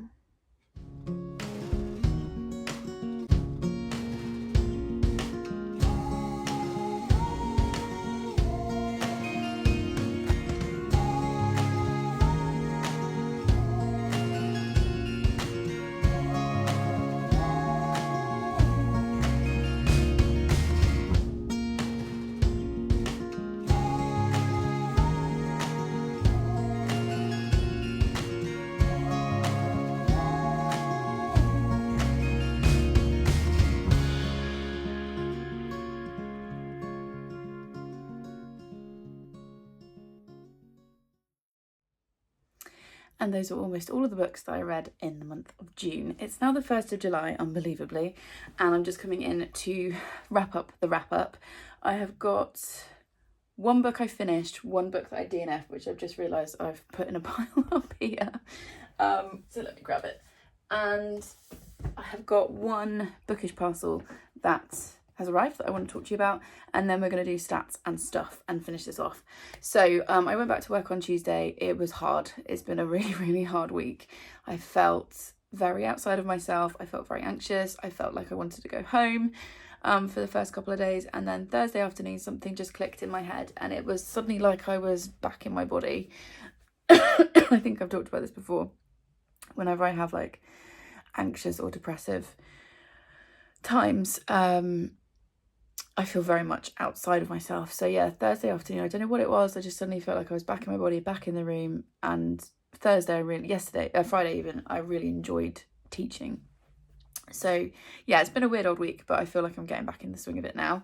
If you follow me on Instagram, you will also know that I caught a student's vomit in my bare hands on Thursday morning, because for some reason when a child is throwing up, that my reflex is to try and catch it. Don't know. The student was fine. They've had a couple of days off school, obviously, because they've just got a sickness bug. And I was fine. I sorted myself out. But that's just the glamorous side of teaching. So there we go. That's something that happened to me this week. Okay, let's get into these last books, because I've got a feeling this is going to be another 2+ hour vlog. So sorry about that. I clearly had a lot to say this month. So the first book that I finished was an audiobook, so as usual I've got it written here on a piece of paper, but I will now put an image on the screen. I read The Wolf Den by Elodie Harper, and it was narrated by Antonia Beamish. I read this on Scribd. I picked it up completely at random. It's one of those books that I've seen floating around over the last couple of years, because I think the sequel, which I think is called The House with the Golden Door, something about a door, came out this year. And I know, like, for example, Leanne loved this book, gave it 5 stars, was very excited for the sequel. And yeah, it's just one that I've kind of seen around. And then I saw the audiobook come up and I was like, sure, historical fiction. It's set in Pompeii during Roman times. This is going to be a really good review, I could already tell. And we're in the Wolf Den, which was what the town brothel was called. And we are following the slaves who live there and work as sex workers. And I gave this, what did I give this in the end? I think I gave it like a 4.5. I really enjoyed this in a weird way, because obviously it's very brutal, and the lives of the women are really brutal. I thought it was really well done. I thought it was really evocative of Pompeii. And what I really liked is each chapter starts with a piece of graffiti that was found on the walls of Pompeii after the volcanic eruption. And I thought that was a really interesting way to like give voice to the actual people of Pompeii and kind of bring them to life. I really liked, I think her name was Amara, but it's been a few days since I finished it, so as usual it slipped from my brain. I really liked our main character. I'm pretty sure it was Amara. She was really interesting and feisty, and I loved the relationships between the women. I loved how like nuanced it was. It didn't feel like a kind of like cartoon version of what life would have been. It was very realistic. Obviously massive content warnings for sex work, for enslavement, for rape and sexual assault, for physical violence, also for suicide, also for discussions of miscarriage and the deaths of children. It's brutal, but I thought it was really beautifully done. The sequel, annoyingly, is not on script right now.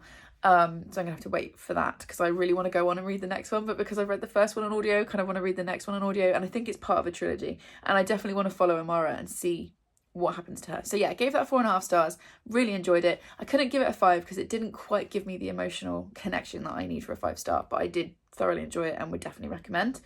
Then I DNF'd a book, which was Crazy Rich Asians by Kevin Kwan. I got like 80 pages into this and I was bored. We'd met a whole bunch of people, but I didn't really care about any of them. I didn't know why we should care about any of them, and I was just not into it.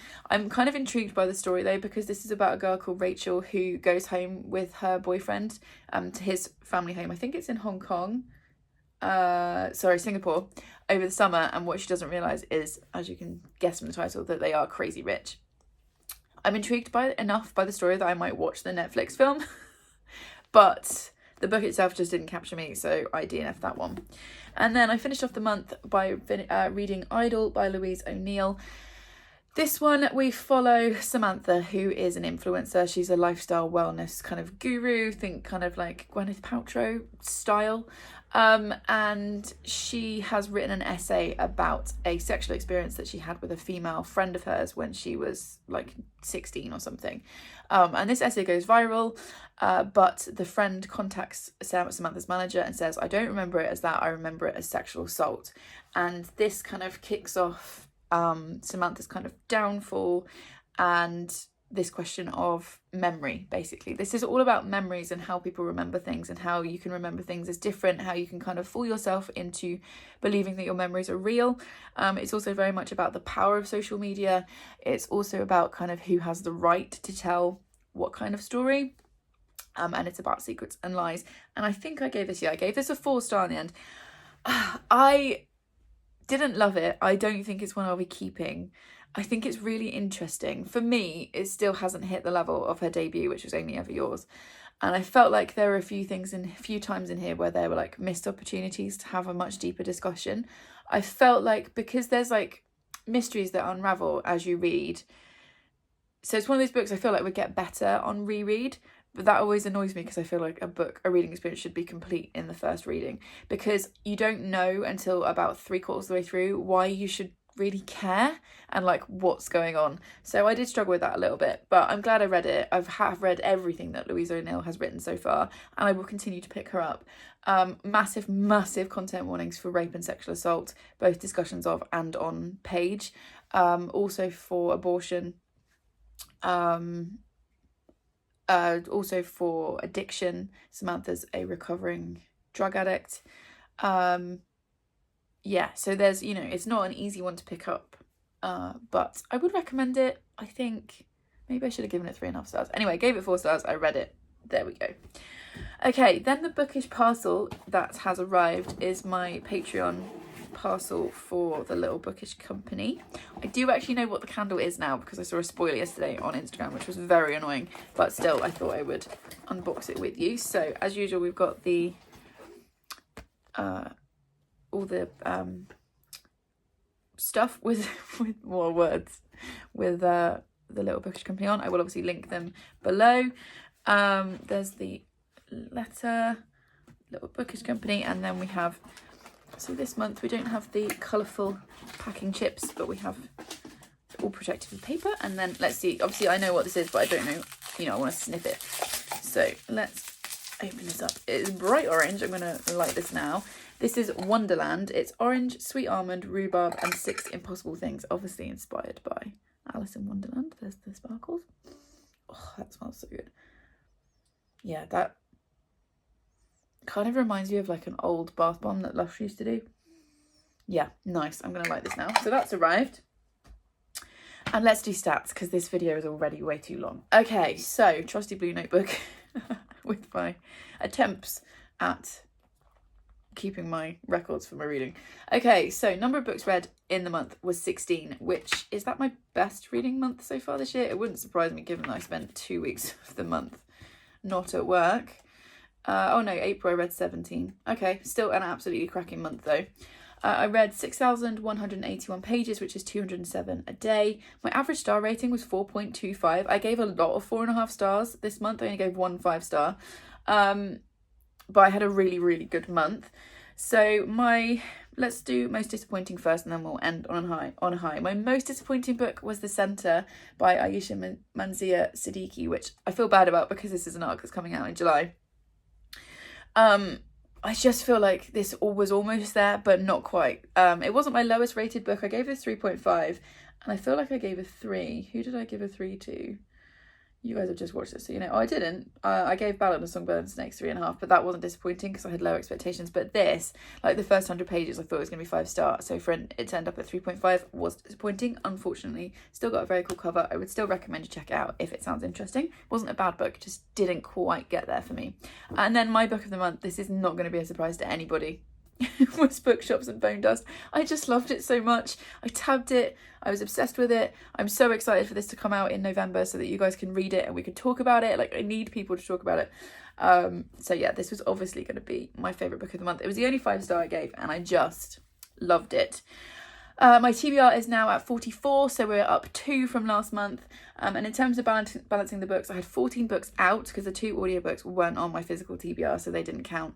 I had 18 books come in, which was mostly you guys just being so incredibly generous. So thank you so much, people who sent me things. Like I say, hopefully every time I open something, there is no obligation for you to do it. I do not expect it. And I really, really appreciate that you go out of your way to send me something. So thank you for that. So yeah, those 18 books mostly were gifts, either from you guys or from publishers, and a few books that I bought myself. So that means that I hauled 4 more than I read. And that just tells me I need to calm down a little bit with the book buying in July, but that's absolutely fine. We're still under the 50 on the TBR, so I feel like I'm in control of it. And also the oldest book on my TBR is currently from last October, so I don't think that's too bad. So that's all the bits and pieces. Thank you so much if you've watched this whole thing. June obviously has been the worst month of the year so far for my mental health, but hopefully we're now climbing back up and out. July I have 3 weeks of work left. And then including a week of camp with 111 to 14-year-olds. And then we'll be into the summer holidays. So hopefully things will get better and I will start feeling more back to normal, whatever that means. If you made it to this point in the video, first of all, thank you so much for watching such a massive video. And secondly, leave me a bone emoji for this book. Any bone emoji you like. It could be the skeleton one. I think there's one of like a little bone by itself, just something with bones, just to let me know that you got here. Please subscribe if you would like more of this chaos, and I will see you in the next one. Thanks everyone. Bye.